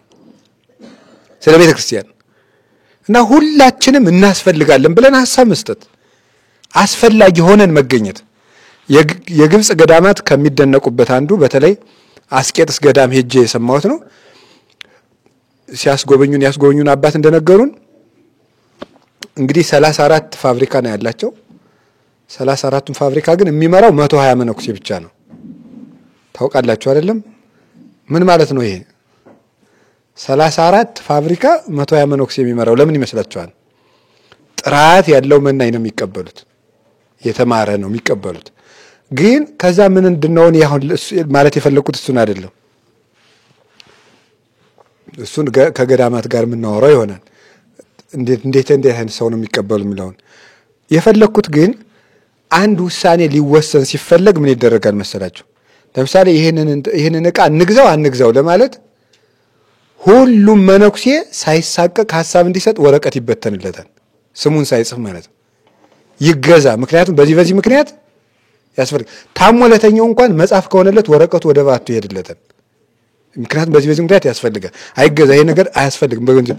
ከዛ ያይጨመቅና የማንም ሐሳብ አይናቅም። ከገሌም ሐሳብ ይጨመቅና ይወሰናል። ከዛ ለገዳሙ አስፈላጊ ነገር ይደረጋል። እና ምንድነው አሁን የሚያስፈልገው መሰረታዊ ሐሳብ ምንድነው? የሰውን ሐሳብ ያስፈልጋል ብሎ መቀበል። እያንዳንዱ ሐሳብ ወርቅ አሰባለሁ እና እኛም ያችን ዘን መምጣት ያለችንን ቁጭ ብሎ ራቅ ብሎ ዝም ብሎ ጉንጭን ከእጅ ላይ ጭኖ ቤተክርስቲያንን መተቸት ቤተክርስቲያንን የትም አያደርሳትም። አባቶቻችን እንዲወስኑ ማድረግ፣ እኛ ደግሞ የድርሻችን ይዘን ቤተክርስቲያን መምጣት። አሁን የምናመጣው ነገር ምንድነው? የምናመጣው እስኪ ያለንን በሉ። በቃ ያለን ሀብት ካለን ሀብት እናመጣለን፣ ጤና ካለን ጤና፣ ጉልበት ካለን ጉልበት። በቃ ሁሉ ከሌለስ እኛን ይዘን መምጣት። ቤተክርስቲያን ውስጥ የኔ ብለን መገኘት፣ ዳር ተመልካች አለመሆን ነው የሚያስፈልገው። ከዚያሳ የምናመጣውን ነገር መቼ እናምጣው? በሉ ማለዳ በሉ። ጉዳዩ ያለ እዚህ ውስጥ ነው። ማለዳ ማምጣት ማለት ምን ማለት ነው? ማለዳ ይዞ መምጣት ማለት ዋናው ነገር እግዚአብሔርን ማስቀደም ማለት ነው። ማለዳ ማለት ቅድሚያ ማለት ነው አይደለም እንዴ?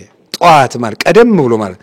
ማለዳ ማለት ከየትኛውም ጉዳያችን በፊት የእግዚአብሔርን ቤት ማስቀደም እሱ ነው ማለዳ ማለት። ማለዳ ማለት ቅድሚያ ማለት ነው። ከየትኛውም ጉዳያችን በፊት የእግዚአብሔርን ቤት ማስቀደም፣ ከምንበላው ከምንጠጣው፣ ከረፍታችን፣ ከኑሯችን፣ ከጉልበታችን፣ ከጊዜያችን የመጀመሪያ ሊሰጠው የሚገባው ማን ነው? እግዚአብሔር። አሁን ሰው ግን ለእግዚአብሔር የሚሰጠው የተረፈውን ጊዜ ነው። የተረፈውን መስጠት አቅቶትም እየተሰቃየ ነው። ቅድሚያ ለእግዚአብሔር። የበኩር ልጆቻችሁን ስጡኝ አለ እግዚአብሔር። ለምን ይመስላችኋል? የበኩር ልጆቻችሁን የሚለው ለምንድነው? ትልቁን ነገራችሁን መጀመሪያ ለማን ስጡኝ ነው? ለኔ ስጡኝ ነው እግዚአብሔር የሚለው። ምክንያቱም እሱ የሚሰጠን ሁሉ ጊዜ የሱ የመጨረሻ ውድ የሆነውን ስጦታ ነው የሰጠን።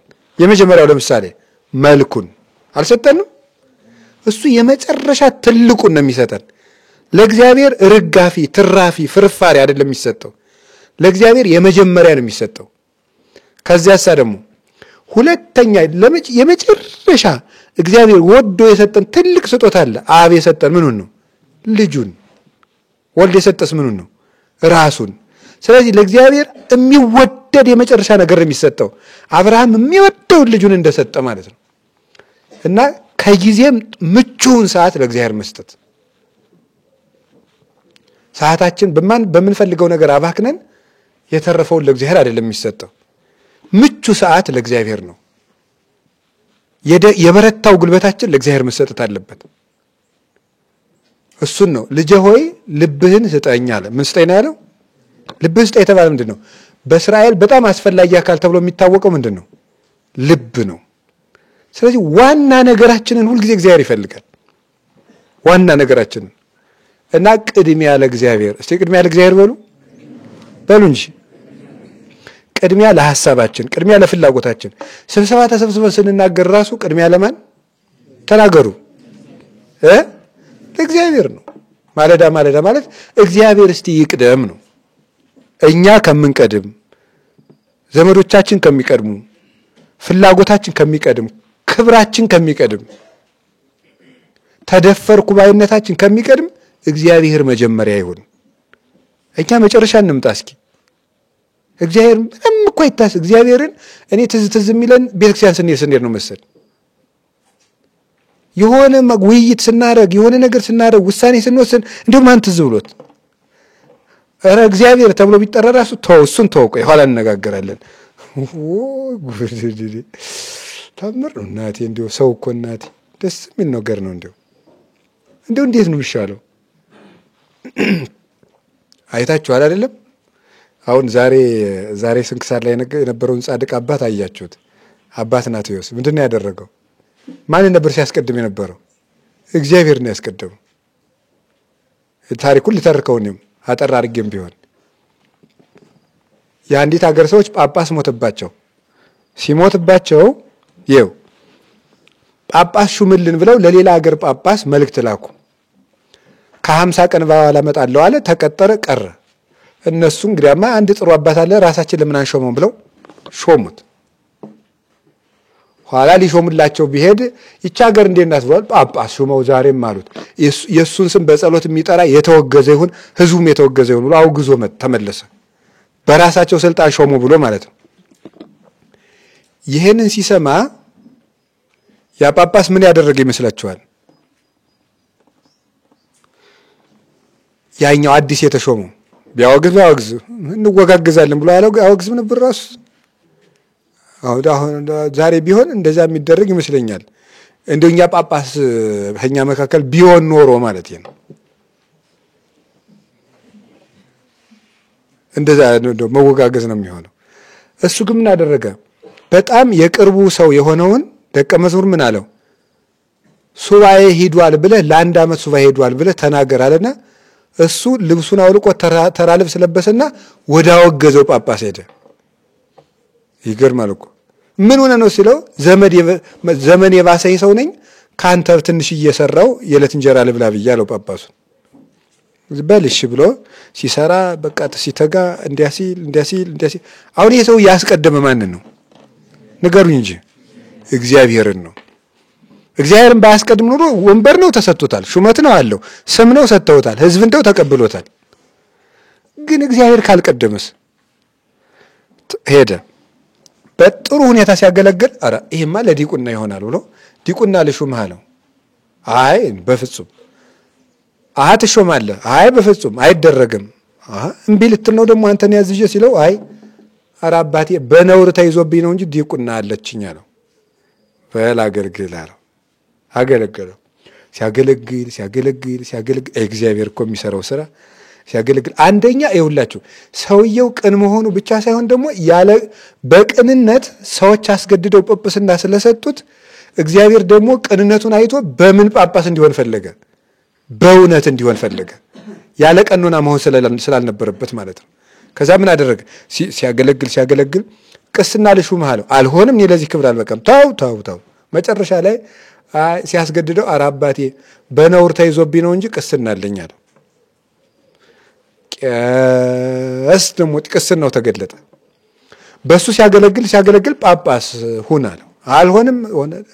ሲከራከሩ መጨረሻ እኔ እኮ አባት ናቴዎስ ነኝ እንደዚህ ያረከኝ ብሎ በቃ አንተ ትልቁ ሰው አንተ አይደለም በመንበር መቀመጥ ግብ እሱ በቅሎውን እየሳበ እሱም በበቅሎ አድርጎ በራሱ በቅሎ እየሳበ ወስዶ አስረክባቸው።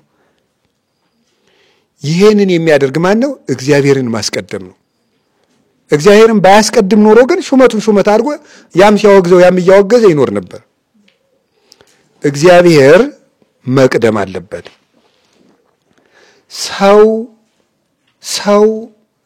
ሰው ስለተቀበለው የትም አይደርስም። ነግሬያቸዋለሁ እውነቴን ነው።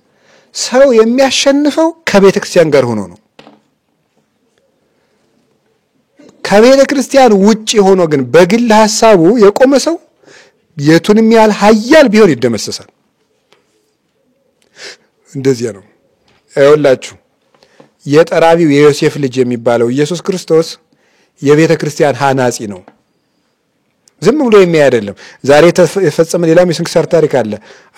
አባ ባስልዮስ ቅዱስ ባስልዮስ ዘቂሳርያ ኡሊያኖስ ንጉሥ ወይም ጁሊያንን ሄዶ ሊያገኘው ሲሄድ ምንድን ነው ያለው? የጠራቢውን ልጅ የጥለው መጣህ አለው። አንተን መቃብር ውስጥ ለመክተት ሲኦል ውስጥ ለመክተት የመቃብር ሳጥን ሊጥ እየጠረበልህ ነው አይደል ያለው?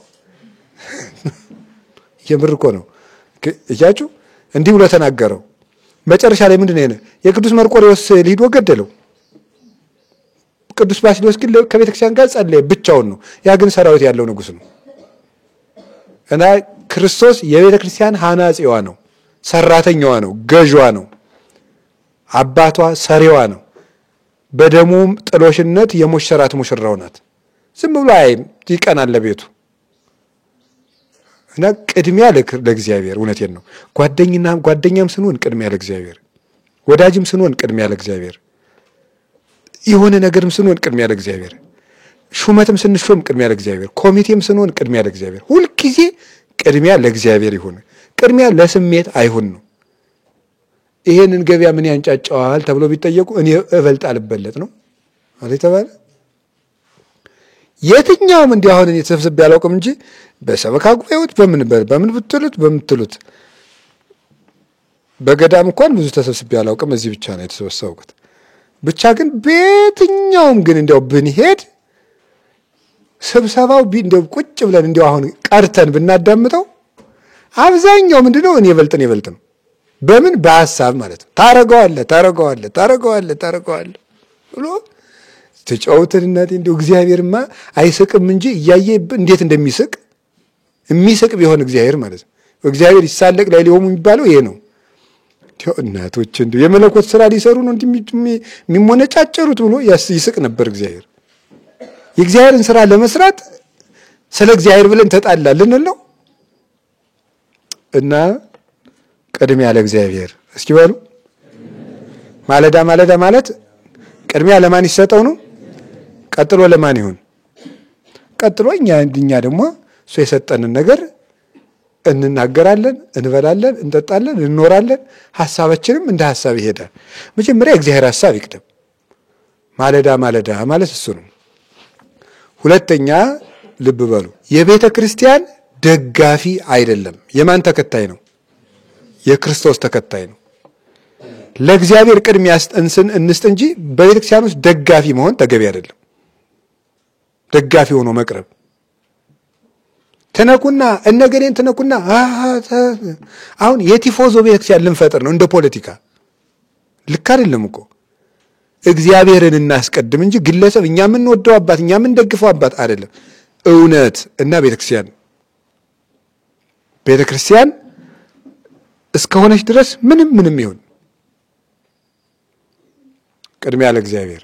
በሉ አንዴ ሁላችሁ ቅድሚያ ለማን? ለእግዚአብሔር። ሁለተኛ ማለዳ ማለዳ ያመጡ ነበር። ማለዳ ማለዳ ያመጡ ነበር ማለት ዘወትር ማለት ነው። ስለ ቤተ ክርስቲያን ሁል ጊዜ ማሰብ። የሆነ ጊዜ የሆነ ፈተና መጣ ሲባል ሁሉም ይጨነቃል። የመነነው በገዳም ይጨነቃል። ሰንበት ተማሪ በሰንበት ትምህርት ይጨነቃል። ወጣቱ በወጣትነቱ ይጨነቃል። ሽማግሌው በሽማግሌ ይጨነቃል። አረው ይባላል። ምህላን ያዝ ይባላል። እንጨነቃለን። በያፋፉ ተሰብስበን እናወራለን። ከዛሳ ጥቂት አለፍ ስንል ረስተነው ቁጭ። ዲያብሎስ ደግሞ አንድ አባት ያሉትን ሰምታችኋል።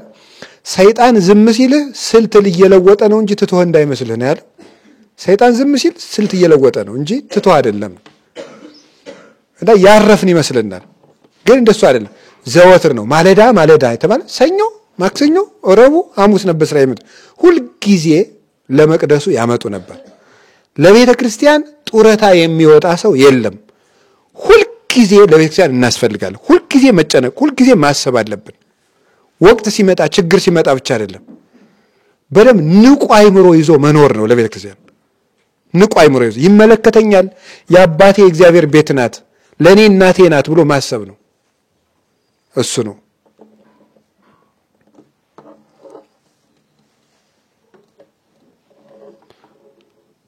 አሁን ከአንድ ዩኒቨርሲቲ ከዩኒቨርሲቲ የተመረቀ ሰው ከስራ ማስታወቂያና ከቤተክርስቲያን ጉዳይ በደንብ መረጃ የሚኖረው ስለምንድን ነው? ስለ ስራ ማስታወቂያ ነው። ይሄንን ማንም ዞር ብሎም አይሆን ወይ? ያችን ግን በደንብ አድርጎ ስልክ ያስቀምጣል። አዲስ አበባ ሲወጣ የሚነግረኝ እንትና ሲወጣ የሚነግረኝ እንትና ብሎ ይመድባል። በየከተማው ራሱ ያነበበ የሚነግረው። ስለ ቤተክርስቲያን ጉዳይ ግን በንቁነት አንከታተልም። ፈዘን ደንግዘን እንኖራለን። ተመልካችን እንዴት ሰው በአባቱ ቤት ተመልካች ይሆናል? ደግሞ በራሳችን ቤት። ስለዚህ ዘወትር ነው። አይ እንግዲህ አገለገልኩ፣ እስኪ ደግሞ ጥቂት ልረፍ፣ እንረፍ የለም። ጌታ ሐዋርያትን ምንድን አላቸው? ትጉ ትጉ ትጉ ሲል ቆየና ሰይፍ ሲመጣ ምንድን አለው? በሉ እንግዲህ ረፉ አለ። እንዴው ሲያዩት የሚያስደንቅ ነገር ነው። ሰይፍ ሲመጣ ረፉ አለ እንዴ?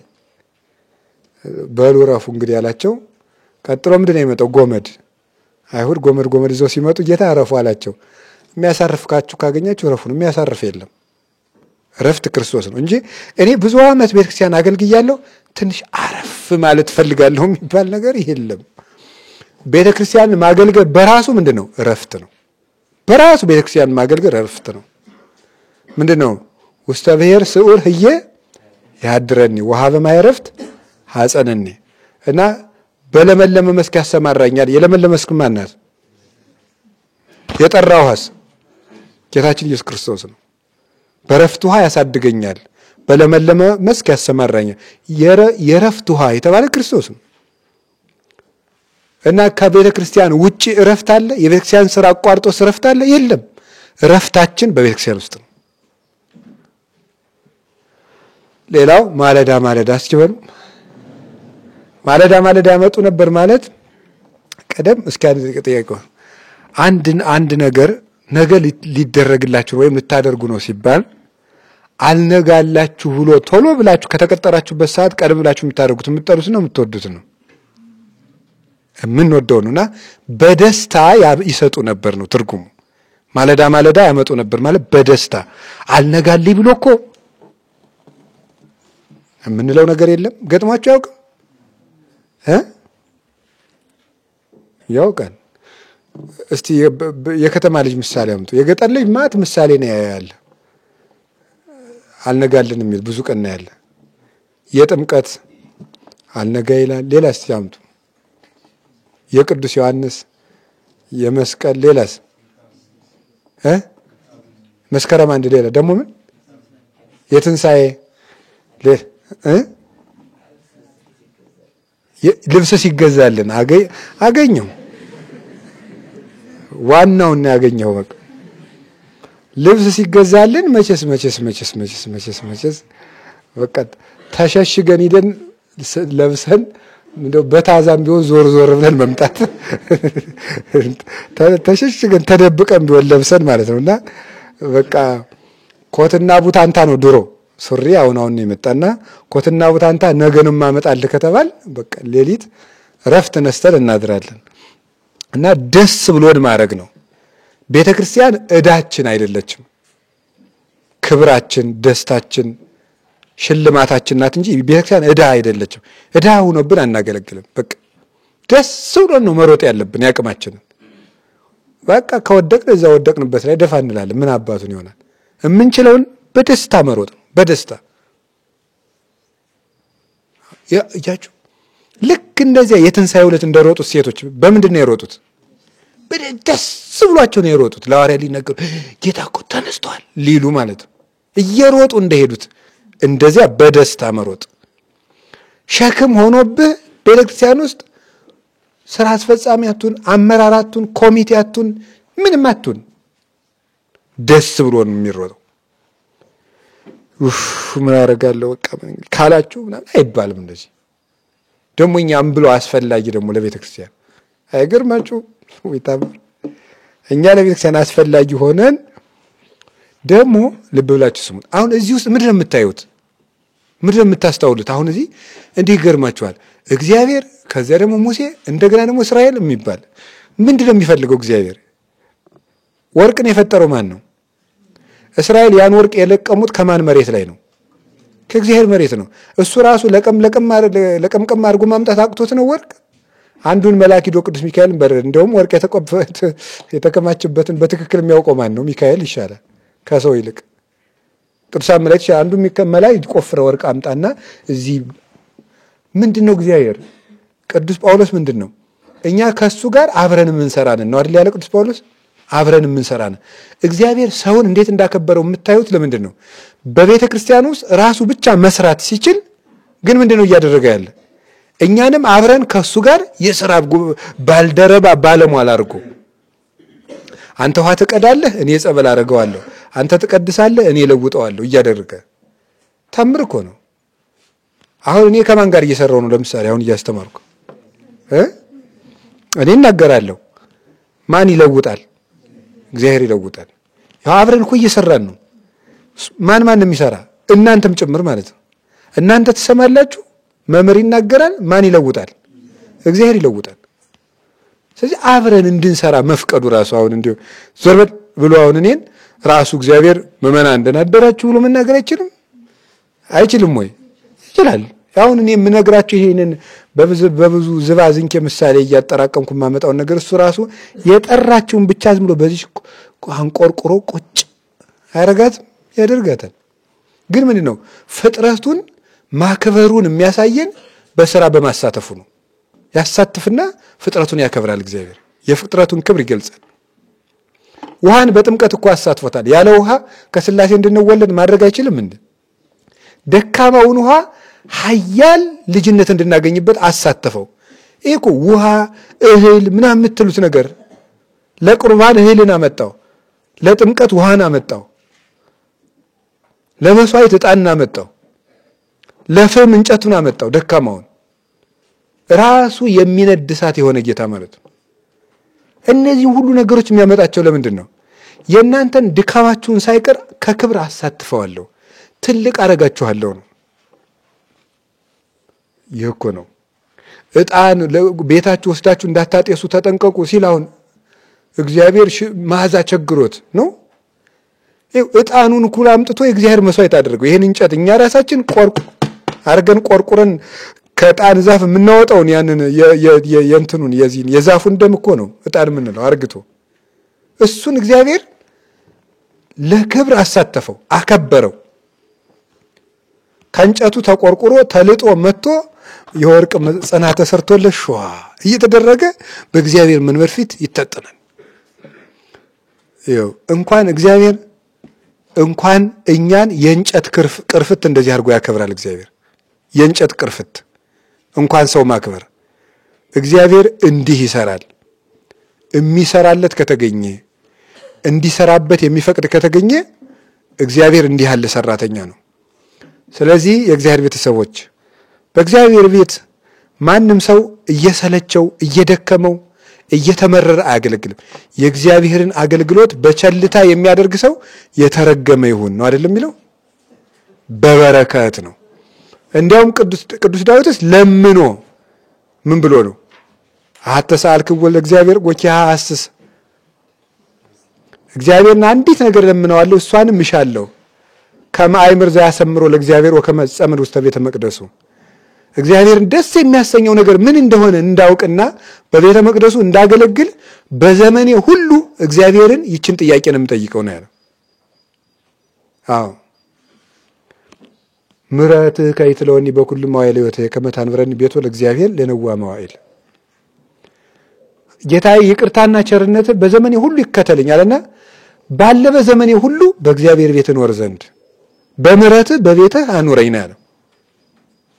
ስለዚህ አንሰ በብዛ ምሕረትከ እበው ቤተከ ነው ያለው። እንደዚህ በቸርነት ብዛት ወደ ቤትህ እገባለሁ እና እግዚአብሔር ደጅ ከፍቶ እጁን አስፍቶ የሱ ሰራተኛ ሆነን እንድንሳተፍ ማድረጉ እንዴት ያለ ለጋስ ትሁትና ሰው የሚወድ አምላክ መሆኑን ትረዳላችሁ።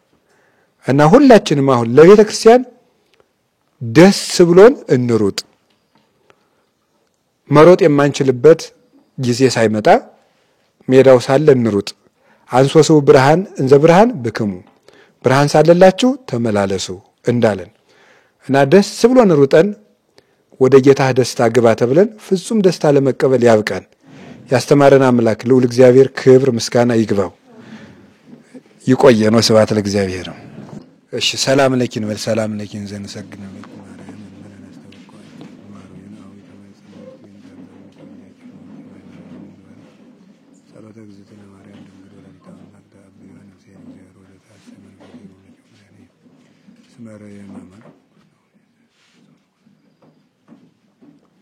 መገብረ ሪታ ኃይለ አብያተው ቅዱስ ሙሳ ኃይለ ተወልደ ተወልደ ለለ ይፈርህው ወገብረ ኃይለ በመዝራእቱ ወዘራው ሞደለ አብዩልና ልቦ መነሰቱ ምን ያያላን መናበረተው አእበዮም ለተሆታን ወአስገቦም በረከቱ ለረሁባን ወፈነውም ራቆም ወደብኡላን ወተወክፎ ለእስራኤል ቁልኤሁ ወተዘከረ ሳይሉ ዘይቤሎም ለአበዊና ለአብርሃም ወለዘርኡ እስከ ለዓለም ማርያም ንጽሕት ድንግል ወላዲተ አምላክ ማይምንት ሰአሊተ ምሕረት ለውሉደ ሰብ ሰአሊ ለነ ሀበ ክርስቶስ ወልድኪ ይስረይ ኃጢአተነ ሰአሊ ለነ ቅድስት። እሺ ለአብርሃም ለይስሐቅ ለያዕቆብ ለአበው ለቅዱሳን የተለመነ እግዚአብሔር ለኛም ይለመነን። እመቤታችን ቅድስት ድንግል ማርያም በረድኤታ አትለየን። ሰራዊት አጋንንትን ከእግራችን በታች ይጣልልን። የቸርነቱን ስራ ይስራልን። የጀመርነውን መድኃኔዓለም በቸርነቱ ያስፈጽመን። ገዳማችን ቤተ ጉባኤያችን በረድኤት ይጠብቅልን። አሁን የምንሰራውን ስራ ለማገዝ ሆስፒታሉን ለማከናወን ባለ በጉልበታቸው ሁሉ እኛ መልካቸውን ሳናይ ስማቸው ሳይታወቅ እዩልን ስሙልን ሳይሉ የሰጡን ወንድሞቻችን እህቶቻችን አሉ። የነሱን ስም እንጠራለንና መድኃኔዓለም በቸርነቱ ያስብልን። ኃይለ ጊዮርጊስን ነፍስ ይማር፣ ባለቤቱ መንበረ ማርያም ወልድ ዋሕድ፣ የህፃናት ስፔሻሊስት ተክለ ስላሴ ወይም በዓለም ስሙ ፕሮፌሰር አመዘነ ታደሰ ብዙ ኢትዮጵያውያንን ህፃናትን ያዳኑ ስመጥር ነበሩ። ነፍስ ይማርልን። ወለተ ማርያምን፣ አስካለ ማርያምን፣ ወለተ መድህንን፣ ወለተ መስቀልን፣ ወልደ ሰማያትን፣ ወልደ ገብርኤልን፣ ወለተ ሚካኤልን፣ ወልደ ሩፋኤልን፣ ገብረ ጻድቅን፣ ገብረ ስላሴን፣ ሰይፈ ገብርኤልን፣ ክብረ አምላክን፣ መርሰ ያዘንን፣ አምሃ ስላሴን፣ ወልደ ጊዮርጊስን፣ መራተ ጻድቃንን፣ እህተ ጊዮርጊስን እነዚህ በአንድ ሆነው 521 ሺህ ብር ከ640 521,640 ብር የሰጡን ሰዎች ናቸው። ቸሮ አምላክ ኢየሱስ ክርስቶስ ያስብልን።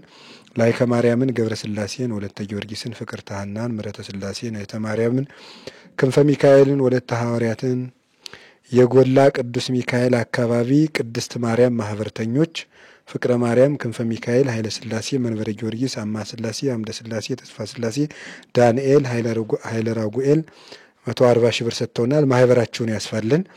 ተወልደ መድህንን፣ ወለተ ጻድቅን፣ ኪዳነ ቃል 155 ሺህ ብር የሰጡን ናቸው። እህተ ራጉኤልን፣ ገብረ ጻድቅን፣ ኃይለ ሚካኤልን፣ ገብረ መድህንን የልጆች ስጦታ ነው ብለዋል። እግዚአብሔር ያሳድግልን።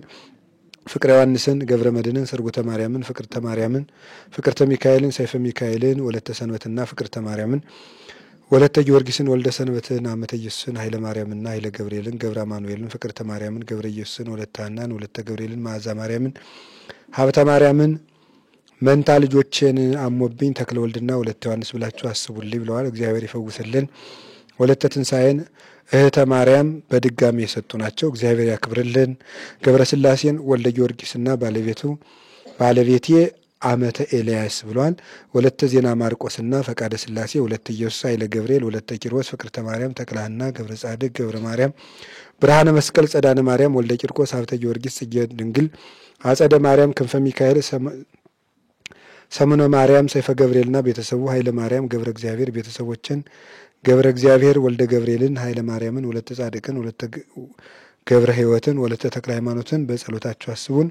ስንፍና ስለሚያጠቃኝ እግዚአብሔር ትጋቱን ይሰጠኝ ዘንድና ሃይማኖቴን እንደ ሐዋርያት ያጸናልኝ ዘንድ ጸልዩልኝ ብለዋል። መድኃኔዓለም ያጽናልን። ከዓለም አቀፍ የስፖርት ድርጅት ጋር ለመሳተፍ ሂደት ላይ ስለሆንኩ ያሳካልህ በሉኝ ብለዋል። እግዚአብሔር በጎውን ምኞት ያሳካልን። ገብረ ማርያምን ከፈተናና ከደዌ በሽታ እንዲያድነኝ እግዚአብሔር ይፈውስልን።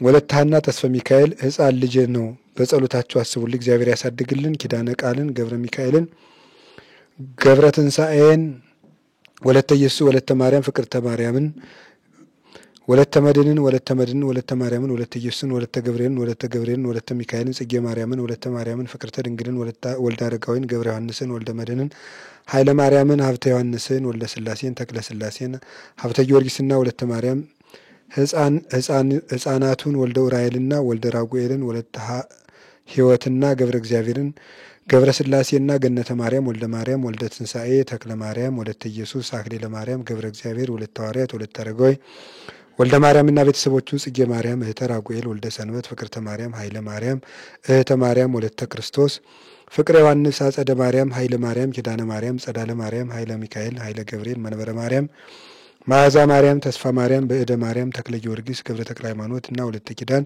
ገብረ ዮሐንስ፣ አጸደ ማርያም፣ አስካለ ማርያም፣ ሰይፈ ስላሴ፣ ወለተ መድን፣ ፍቅርተ ኪዳን፣ ኃይለ ሩፋኤል፣ ወለተ ሰንቤት፣ ቤተ ማርያም፣ ኃይለ ሚካኤል፣ ወለተ ዮሐንስ፣ ውዳሴ ማርያም፣ ብርሃነ መስቀል፣ ወለተ ጻድቅ፣ ኃይለ ገብርኤል፣ ወልደ አማኑኤልን፣ ትርሲተ ማርያም፣ ተክለ ጻድቅን፣ እስቴተ መስቀልን፣ እስቴተ መድን፣ ገብረ መድን፣ ወለተ ማርያምን፣ ገብረ ሳሙኤልን፣ ፍቅርተ ስላሴን፣ ወልደ ስላሴን፣ ኃይለ ማርያምን፣ ፍቅርተ ዮሐንስን፣ ፍቅረ ዮሐንስን፣ ስምረተ ስላሴን፣ ገብረ ጻድቅን፣ ወለተ ጊዮርጊስና ሰይፈ ሚካኤልን ነፍስ ይማርልን። አመተ ዮሐንስን፣ ኃይለ ኢየሱስን፣ ፍቅርተ ማርያምን፣ ተክለ ማርያምና ወለተ ሰማያትን፣ ኃይለ ስላሴና ወለተ ሊባኖስን፣ ወለተ ኢየሱስን፣ አስካለ ማርያምን፣ እማሆይ ወለተ ሕይወትን፣ አባ ወልደ ስላሴን፣ እማሆይ ወለተ እግዚ፣ ተስፋ ማርያም የተስፋ ማርያምን ነፍስ ይማርልን። ወለተ ተክለ ሃይማኖትን፣ ወለተ ብርሃንን፣ ወለተ ጻድቅን፣ ወለተ ጊዮርጊስን፣ ወለተ ሰንበት፣ ወለተ መስቀል፣ ኪዳነ ማርያም፣ ወለተ ጊዮርጊስ፣ ኃይለ ስላሴ፣ ገብረ ትንሣኤ፣ ኃይለ ማርያም፣ ኃይለ ኢየሱስ፣ ተስፋ ጊዮርጊስ፣ ገብረ ኪዳን፣ እማሆይ ወለተ ማርያም፣ ወለተ ኢየሱስ፣ ክፍለ ዮሐንስ፣ ፍቅርተ ማርያም፣ ፍቅረ ማርያም፣ አምደ ማርያም፣ ገብረ ኪዳን፣ ወልደ ገብርኤል፣ ገብረ ስላሴ፣ ገብረ መድን፣ አጸደ ማርያም፣ ኃይለ ማርያም፣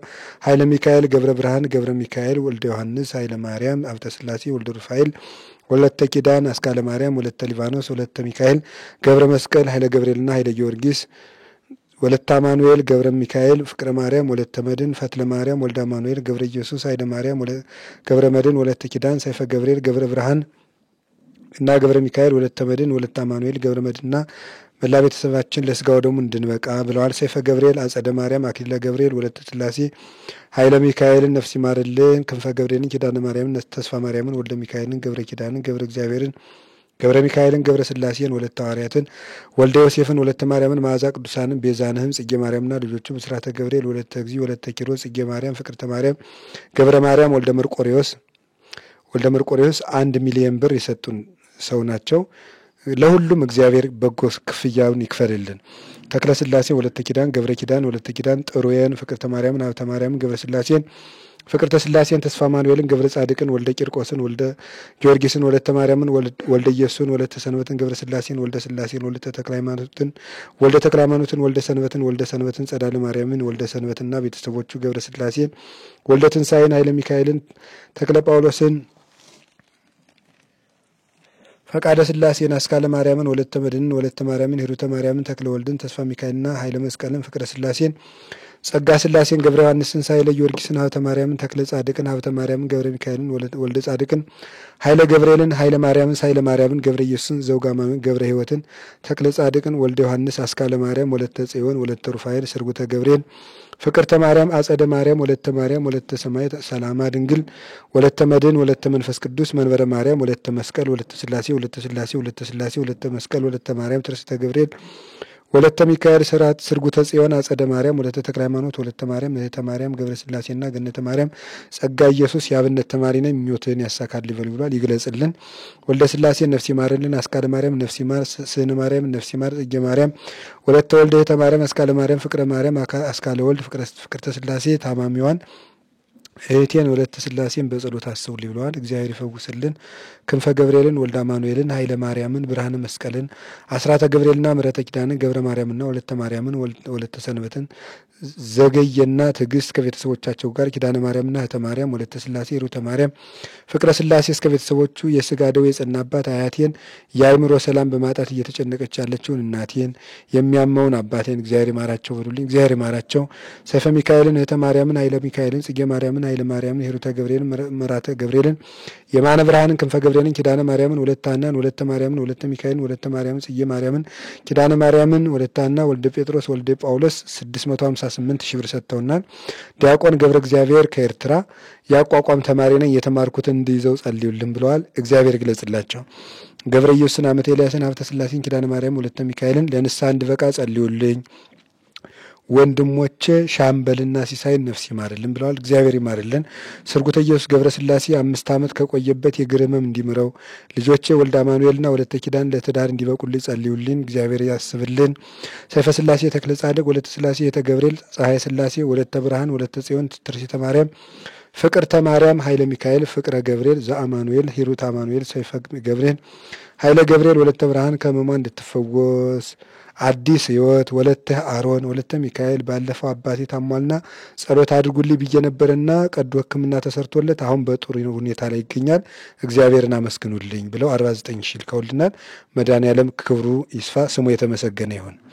ኃይለ ኢየሱስን ክንፈ ሚካኤል ሰብለ ወንጌል ወለተ ኪዳን ብስራተ ገብርኤል ሩተ ስላሴ 225 ሺህ ብር የሰጡናቸው። እሴተ አረጋይ ጸዳለ ማርያም ብስራተ ሐና ጽጌ ማርያም ወልደ ስላሴ ክንፈ ሚካኤል እሴተ ማርያም መራተ ጊዮርጊስ ጸዳለ ገብርኤል ትርሲተ ማርያም 400 ሺህ ብር የሰጡናቸው። ስርጉተ ስላሴ ወለተ ስላሴ ታክለ ዮሴፍ ጽጌ ማርያም ኃይለ ስላሴ ፍቅረ ማርያም አጸደ ማርያም ወለተ ሩፋኤል 414120 ብር የሰጡናቸው። ወለተ ጻድቅ ፍቅርተ ማርያም ፍቅርተ ገብርኤል አመተ ልደት ሰብለ ወንጌል ኪዳነ ማርያም ወለተ ዮሐንስ አስካለ ማርያም ፍቅረ ስላሴ አስካለ ማርያም ወለተ ስላሴ አስካለ ስላሴ ወለተ ማርያም ወለተ ትንሳኤ አጸደ ማርያም ፍቅረ ማርያም ወለተ ሚካኤል አማ ስላሴ ላይከ ማርያም እሴተ ገብርኤል የአባታችን ኃይለ ሚካኤልን ነፍስ ይማርልን። አስካለ ማርያምን ገብረ እግዚአብሔርን ኃይለ ገብርኤልን ወለተ ጻድቅን ወልደ አማኑኤልን ወለተ አማኑኤልን ትርሲተ አማኑኤልን ኪዳነ ማርያም ብስራተ ገብርኤል ወለተ ሐናን ብርሃነ ትንሳኤን ወለተ ራጉኤልን ኃይለ ኤልያስን ሀብተ ወልድን በጸሎት አስቡልን ብለው 114 ሺህ ብር 450 ብር ሰጥተውናል። ጸዳለ ማርያም ዲያቆን ገብረ ጊዮርጊስን ገብረ ሚካኤልን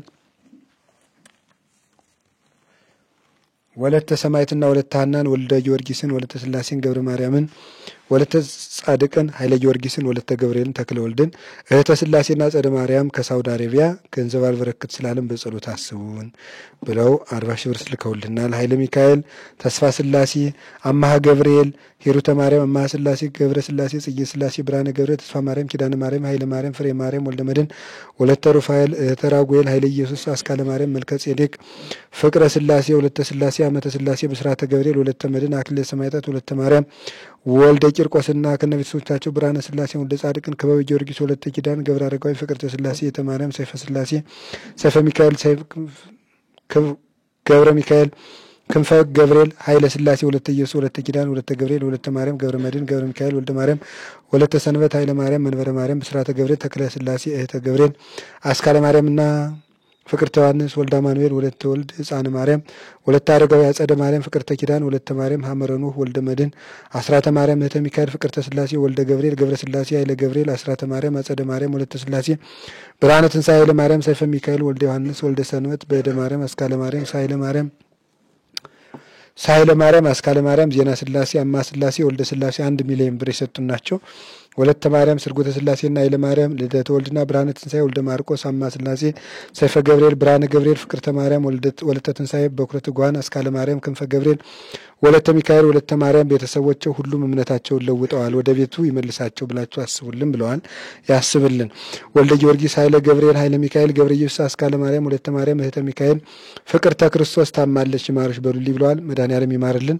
ወለተ ጽዮን ገብረ አብ ከነ ቤተሰቦቻቸው 163 ሺህ ብር የሰጡናቸው። ወለተ ኪሮስ ፍቅረ ዮሐንስ ወለተ ማርያም ድንግለ ማርያም አካለ ኡራኤል እህተ ማርያምና እህቴ ወለተ ትንሣኤ ገብረ ስላሴ ከእስራኤል ገብረ መድን ገብረ እግዚአብሔር ገብረ ስላሴ ገብረ ማርያም ገብረ መስቀል ገብረ ማርያም ከእስራኤል ፍቅርተ ማርያም ወለተ ሚካኤል ተክለ ሐዋርያት ወልደ ገብርኤል ማይቶተ ድንግል ሀብተ ጊዮርጊስ አክሊለ ሰማዕት እሴተ ማርያም መስቀል ክብራ አስራተ ገብርኤል ፍቅርተ ማርያም ተድባበ ማርያም ፍቅርተ ገብርኤል ተክለ መድን ኃይለ ጊዮርጊስ አማ ስላሴ ኃይለ ጊዮርጊስ ወለተ ማርያም ገብረ ተክለ ሃይማኖትና ወለተ ኪዳን እናቴን ወለተ ኪዳን ልቧን ያማታል የምንኩስና እያሰበች ስለሆነ እንዲያበቃት ልጆችንም በቤት እንዲያሳድግልኝ ብላችሁ ጸልዩልኝ። ተክለ ማርያም ወለተ ማርያምና ቤተሰቦቻቸው አምዳ ማርያም ነፍሲ ማር እህተ ማርያምና ገብረ ጻድቅ በፍሬ እንዲባርክልን። ወለተ ማርያም ፍቅርተ ማርያም ወለተ መስቀል ተክለ ጊዮርጊስ ወልደ ጊዮርጊስ ገብረ ማርያምና ገብረ ማርያም ነፍሲ ማርልን። ምረታ አብ አስካለ ማርያም ለንስሐ እንዲያበቃን። ብስራተ ገብርኤል ዝክረ ድንግል አምሃ ገብርኤል ጥምቀተ ወልድ እህተ ገብርኤል ወለተ ማርያም ገብረ ጻድቅ አመተ ማርያም ብርሃነ መስቀል ኃይለ ሚካኤል ምስራቀ ብርሃን በትረ አማኑኤል አስካለ ማርያም ዲያቆን ወልደ ገብርኤል ወለተ ኪዳን ወለተ ዮሐንስ ወልደ ሚካኤል ፍቅርተ ማርያም ወልደ ጊዮርጊስ አምደ ብርሃን ክንፈ ሚካኤልና ጽጌ ድንግል ከነቤተሰቦቻቸው ማዕሳ ድንግል ወልደ ጊዮርጊስ ትዳር እንዲጸተኝ ጸልዩልኝ። ኃይለ ሚካኤል አስካለ ማርያም ገብረ እግዚአብሔር ወልደ መድን ወለተ ማርያም ወለተ ሰንበት ወልደ ገብርኤል አስራተ ሚካኤል አጸደ ማርያም ወልደ ማርቆስ ጸዳለ ማርያም ሕፃን ወለተ አማኑኤል ሕፃን ወልደ ማርቆስ ሰረቀ ብርሃን ሴት ዮሐንስ ፍቅርተ ሰላሜ ዮሐንስ ፍቅር ሰላሜ አስካለ ማርያም ማዕዛ ድንግል ኃይለ ገብርኤል ተክለ ጊዮርጊስ ጽጌ ማርያም ብርሃነ ትንሣኤ ኃይለ ጊዮርጊስ ነፍሲ ማር ፍቅርተ ጊዮርጊስ ገነተ ጊዮርጊስ ወለተ ስላሴ ለቅዱስ ቁርባን እንድበቃ ከነ ቤተሰቦቼ ሚካኤል ኃይሌ ኤርትራዊ ነኝ ስለ ኦርቶዶክስ ተዋህዶ ቤተክርስቲያንና ስለ ሰማዕቱ ቅዱስ ቂርቆስ ብዬ ብለዋል። እግዚአብሔር ያክብርልን። ልጄ ኪዳነ ማርያም ታሞብኝ ስለሆነ ድኖ ስራ እንዲይዝልኝ በጸሎት አስቡልኝ ብለዋል። ኃይለ ማርያም ዘራዳም ፍቅርተ ማርያም ከመሟ እንዲፈውሳት ትርሲተ ማርያም አጸደ ማርያም ዘራዳም 253726 ፍቅርተ ማርያም 183 ሺህ ብር። ወለተ አማኑኤል ፈተና አጋጥሞኛና በጸሎታቸው አስቡን እግዚአብሔር ያረቅልን። ኃይለ ሩፋኤል ወለተ ሰንቤት ቤተ ማርያም ኃይለ ሚካኤል መንበረ ማርያም ፍቅርተ ማርያም ከባለቤቴ ኃይለ ገብርኤል ጋር ለቅዱስ ቁርባን እንድንበቃ። ወለተ ኪዳን ወለተ ማርያም ሀብተ ማርያም እህተ ማርያም ገብረ ሚካኤል ጽጌ ማርያም ገብረ ሕይወት ሀብተ ገብርኤል ተክለ ሐዋርያት ጽጌ ማርያም 320 ሺህ ብር ሰጥተዋል። ኃይለ ማርያምና ወለተ ወልድ 163 ሺህ። ብስራተ ገብርኤል ገነተ ኢየሱስ አጸደ ማርያም ወለተ ማርያም ኃይለ ጊዮርጊስ አጸደ ማርያም ብርሃነ ስላሴ ወለተ ማርያም ወለተ ሊባኖስ ብርሃነ መስቀል ጸዳነ ማርያም አስካለ ማርያም ወለተ ኪዳን ገብረሃና ወለተ ተክለ ሃይማኖት ወልደ መስቀል ሂሩተ ገብርኤል ኃይለ ገብርኤል ተክለ ወልድ ኃይለ ሚካኤል ወለተ ገብርኤል ወለተ ማርያም ወልደ ሐዋርያ መዝገበ ስላሴ በሰው ሀገር ሁኜ ድንገት ታምሜያለሁና እንዲምረኝ በጸሎት አስቡኝ። ፍቅርተ ስላሴ ወልደ ሚካኤል ፍቅረ ማርያም ፍቅረ ጊዮርጊስ ገብረ ስላሴ መንበረ ስላሴ ብርሃነ ስላሴ ተክለ ማርያም አስካለ ገብርኤል ሰይፈ ገብርኤል ወለተ ሐዋርያት ሄርሞን ክርስትና ያልተነሳች ሕፃን ፍቅርተ ስላሴ አጸደ ማርያም ፍቅረተ ሚካኤል ወልደ ዮሐንስ የፍርድ ቤት ጉዳይ ስላለን በጸሎት አስቡ ብለዋል። እግዚአብሔር በእውነተኛ ፍርድ ይስጣችሁ። ገብረ ቂርቆስና ወለተ ማርያም ጽጌ ማርያም ተክለ ጻድቅ ወልደ ገብርኤል ወለተ ኪዳን ገብረ ጻድቅና ወለተ ስላሴ ወለተ ማርያም ወንድሚያማ ስላሴ ባልሰራ ወንጀል ተከሶብኛል ነጻ እንዲወጣ በጸሎት አስቡኝ። እግዚአብሔር ያስብልን። ወለተ ማርያም በሰው ሀገር ፈተና ላይ ነኝ ያለሁ እግዚአብሔር በቃ እንዲለኝ በጸሎታቸው አስቡኝ። ስራ ካገኘው አስራቴን ብለዋል። እግዚአብሔር ያስብልን። ገብረ ስላሴና ፍቅርተ ገብርኤል ተክለ ወልድና ወለተ ገብርኤል ልጅ ስለሌለ ልጅ እንዲሰጠን ጸልዩልን። ወለተ ሕይወት ወለተ መድን ሰይፈ ሚካኤል ገብረ ስላሴ ወለተ ገብርኤል ገብረ ኪዳንና ወለተ ኪዳን ለቁርባን ያብቃችሁ በሉን። ወለተ ማርያም ከአስራት ያስፈታል። ወለተ ትንሣኤ ተስፋ ሚካኤል ወለተ ሐና ወለተ ሰንበት ለትዳር ያብቃልን። ዲያቆን ገብረ ማርያም እንደ እስጢፋኖስ ያድርግህ በሉኝ ብሏል። እግዚአብሔር ያድርግልን። ወለተ ዮሐንስ ጽጌ ሐናና ኃይለ ገብርኤል አስካለ ማርያም ወለተ ኢየሱስ ወለተ ማርያም ጸዳለ ማርያምና መላው ቤተሰቦቻችን 344 ሺህ ብር ሰጥተዋል። ገብረ እግዚአብሔር ወለተ ነቢያት ወልደ ዮሐንስ አቢዳራ ዲያቆን ገብረሃና ከፈተና እንዲጠብቀኝ፣ ዮሴፍ ከኤርትራ ለኤርትራና ለኢትዮጵያ ሕዝብ በሰላምና በፍቅር እንዲኖሩ ጸሎት አድርሱልን ብሏል። መድኃኔዓለም ይፍቀድልን። ተክለ ጻድቅ ፍቅርታና ዲያቆን በረከት አብ፣ ዲያቆን በረከት ወልድ መጽሔተ መንፈስ ቅዱስ ሶስቱ ልጆች ተማሪ ናቸው። በጸሎት አስቡልኝ። ሀብተ ጊዮርጊስ ወለተ ጊዮርጊስ ኃይለ ኢየሱስና አስራተ ኪዳንን ጨርሶ ይማርልን። ወለተ ሚካኤልና ወለተ ኢየሱስ መንገዱን ያቅናልን። ማይደረ ማርያምን ያሳድግልን። ወለተ ስላሴና ገብረ እግዚአብሔር 144,000 ብር 147 ወልደ ገብርኤል ወልደ ሚካኤል ወለተ ሚካኤል አስካለ ማርያም አመተ እግዚአብሔር ወለተ ሰንበት ታመው ወደ ውጭ ሀገር ሪፈር ይሄዱ ናቸው። እግዚአብሔር ይፈውስልን። ገብረ ወልድን ወለተ ገብርኤል ወለተ ገብርኤል ክንፈ ገብርኤል ጸጋ ማርያም ኃይለ ስላሴ ወለተ ክርስቶስ ኃይለ ኢየሱስ ጸዳለ ማርያም ኃይለ ኢየሱስ ማይደተ ጽጌ ተክለ ጻድቅ ስርጉተ ማርያም ኃይለ ገብርኤል ተክለ ወልድ ኃይለ ኢየሱስ ተክለ ኢየሱስ ሂሩተ ስላሴ መዝገበ ስላሴ በሰው ሀገር ታምም ያለው ፍቅርተ ማርያም ሰብለ ወንጌል አመተ ማርያም ገብረ ሚካኤል ክንፈ ገብርኤል ኃይለ ማርያም ተስፋ ሚካኤል ኃይለ ዮሴፍ ፍቅረ ማርያም አጸደ ማርያም ወለተ ኪዳን ወለተ መንፈስ ቅዱስ ወለተ ሩፋኤል አስካለ ማርያም ወለተ ሩፋኤል ወለተ ጻድቅ ወለተ መድን ወለተ ሩፋኤል አስካለ ማርያም 185,000 ብር በድጋሚ የሰጡን ናቸው። እግዚአብሔር ጨምሮ ጸጋ ይስጥልን። አስካለ ስላሴ ወለተ ሰንበት ወለተ ዮሐንስ ኃይለ ኢየሱስ ወልደ ዮሐንስ ወለተ ጻድቅ ወለተ ሰማዕት ተመስገን ቢራራ ሀብተ ማርያም ወለተ ኪዳን ፍቅርተ ኪዳን ተክለ ወልድ ወለተ ማርያም ወልደ ሰንበት በጸሎታቸው አስቡን ብለው ገብረ አምላክና ቤተሰቦቹ ወለተ ሩፋኤል ገብረ አምላክ ጽጌ ማርያም ወለተ ኢየሱስ ወልደ አማኑኤል ወለተ ሐና ሀብተ ማርያም 15,000 ብር አስገብተዋል። በሂሳብ ቁጥሩ ጽጌ ማርያም ገብረ ሕይወት ወለተ ማርያም ወለተ ኪዳን ወለተ መስቀል አስራተ ማርያም ወለተ ብርሃንን ገብረ አረጋዊን ወልደ ሰማይትን ኪዳነ ማርያምን ኃይለ ገብርኤልን የማነ ብርሃንን ወለተ ኪዳንን ወለተ ገብርኤልን ጸዳለ ማርያም ጽጌ ማርያም መቅደሰ ማርያም ጽጌ ማርያምን ፍቅርተ ማርያምን ወልደ ቂርቆስን ኃይለ መድንን ኃይለ ገብርኤልን ወልደ ገብርኤልን ገብረ ያሬድን ወልደ አብርሃ ዋጽብሃን እህተ ገብርኤልን ገብረ ሚካኤልን ወለተ ገብርኤልን ኪዳነ ማርያምን ሀብተ ጊዮርጊስን ወለተ ኢየሱስን ቸሮ አምላክ ኢየሱስ ክርስቶስ እንደሰጣችሁን ይስጣችሁ። ባለ ጭንቀታችሁ ሁሉ ይድረስላችሁ። ሀብታችሁን ያቀናላችሁ። ቀዳዳችሁን እሱ ይሙላላችሁ። እግዚአብሔር ከእናንተ ጋር ይሁን። እግዚአብሔር ኢየሱስ ክርስቶስ በቸርነቱ ያስብልን። ለሰጡ ወንድሞቻችን መድኃኔዓለም ይስጥልን። የቤተ ክርስቲያን ዓላማ ነው። ተሳክቶ ስራ ሰርተንበት ህዝብም ተገልግሎበት እግዚአብሔርም ተደስቶበት እኛም ወጋ የምናገኝበት እንዲሆን ፈቃዱ ይሁን። ደርሰን ለማየት ያብቃን። እናንተም በጸሎታችሁ አትስቡን። በጸሎት የሚያስበንን በስጦታ የሚሰጠውን የሚጨነቅልን ልብ ሁሉ መድኃኔዓለም ይባርክልን። ሰላም ያሳድረን። አቡነ ዘበሰማያት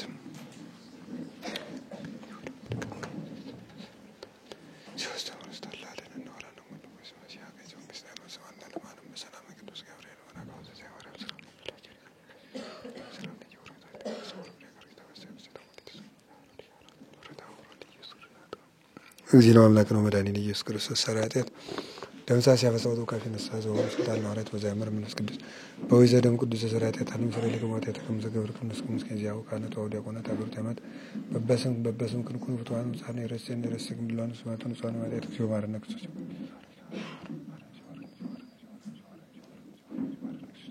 በእንተ እግዚእትነ ማርያም ማለት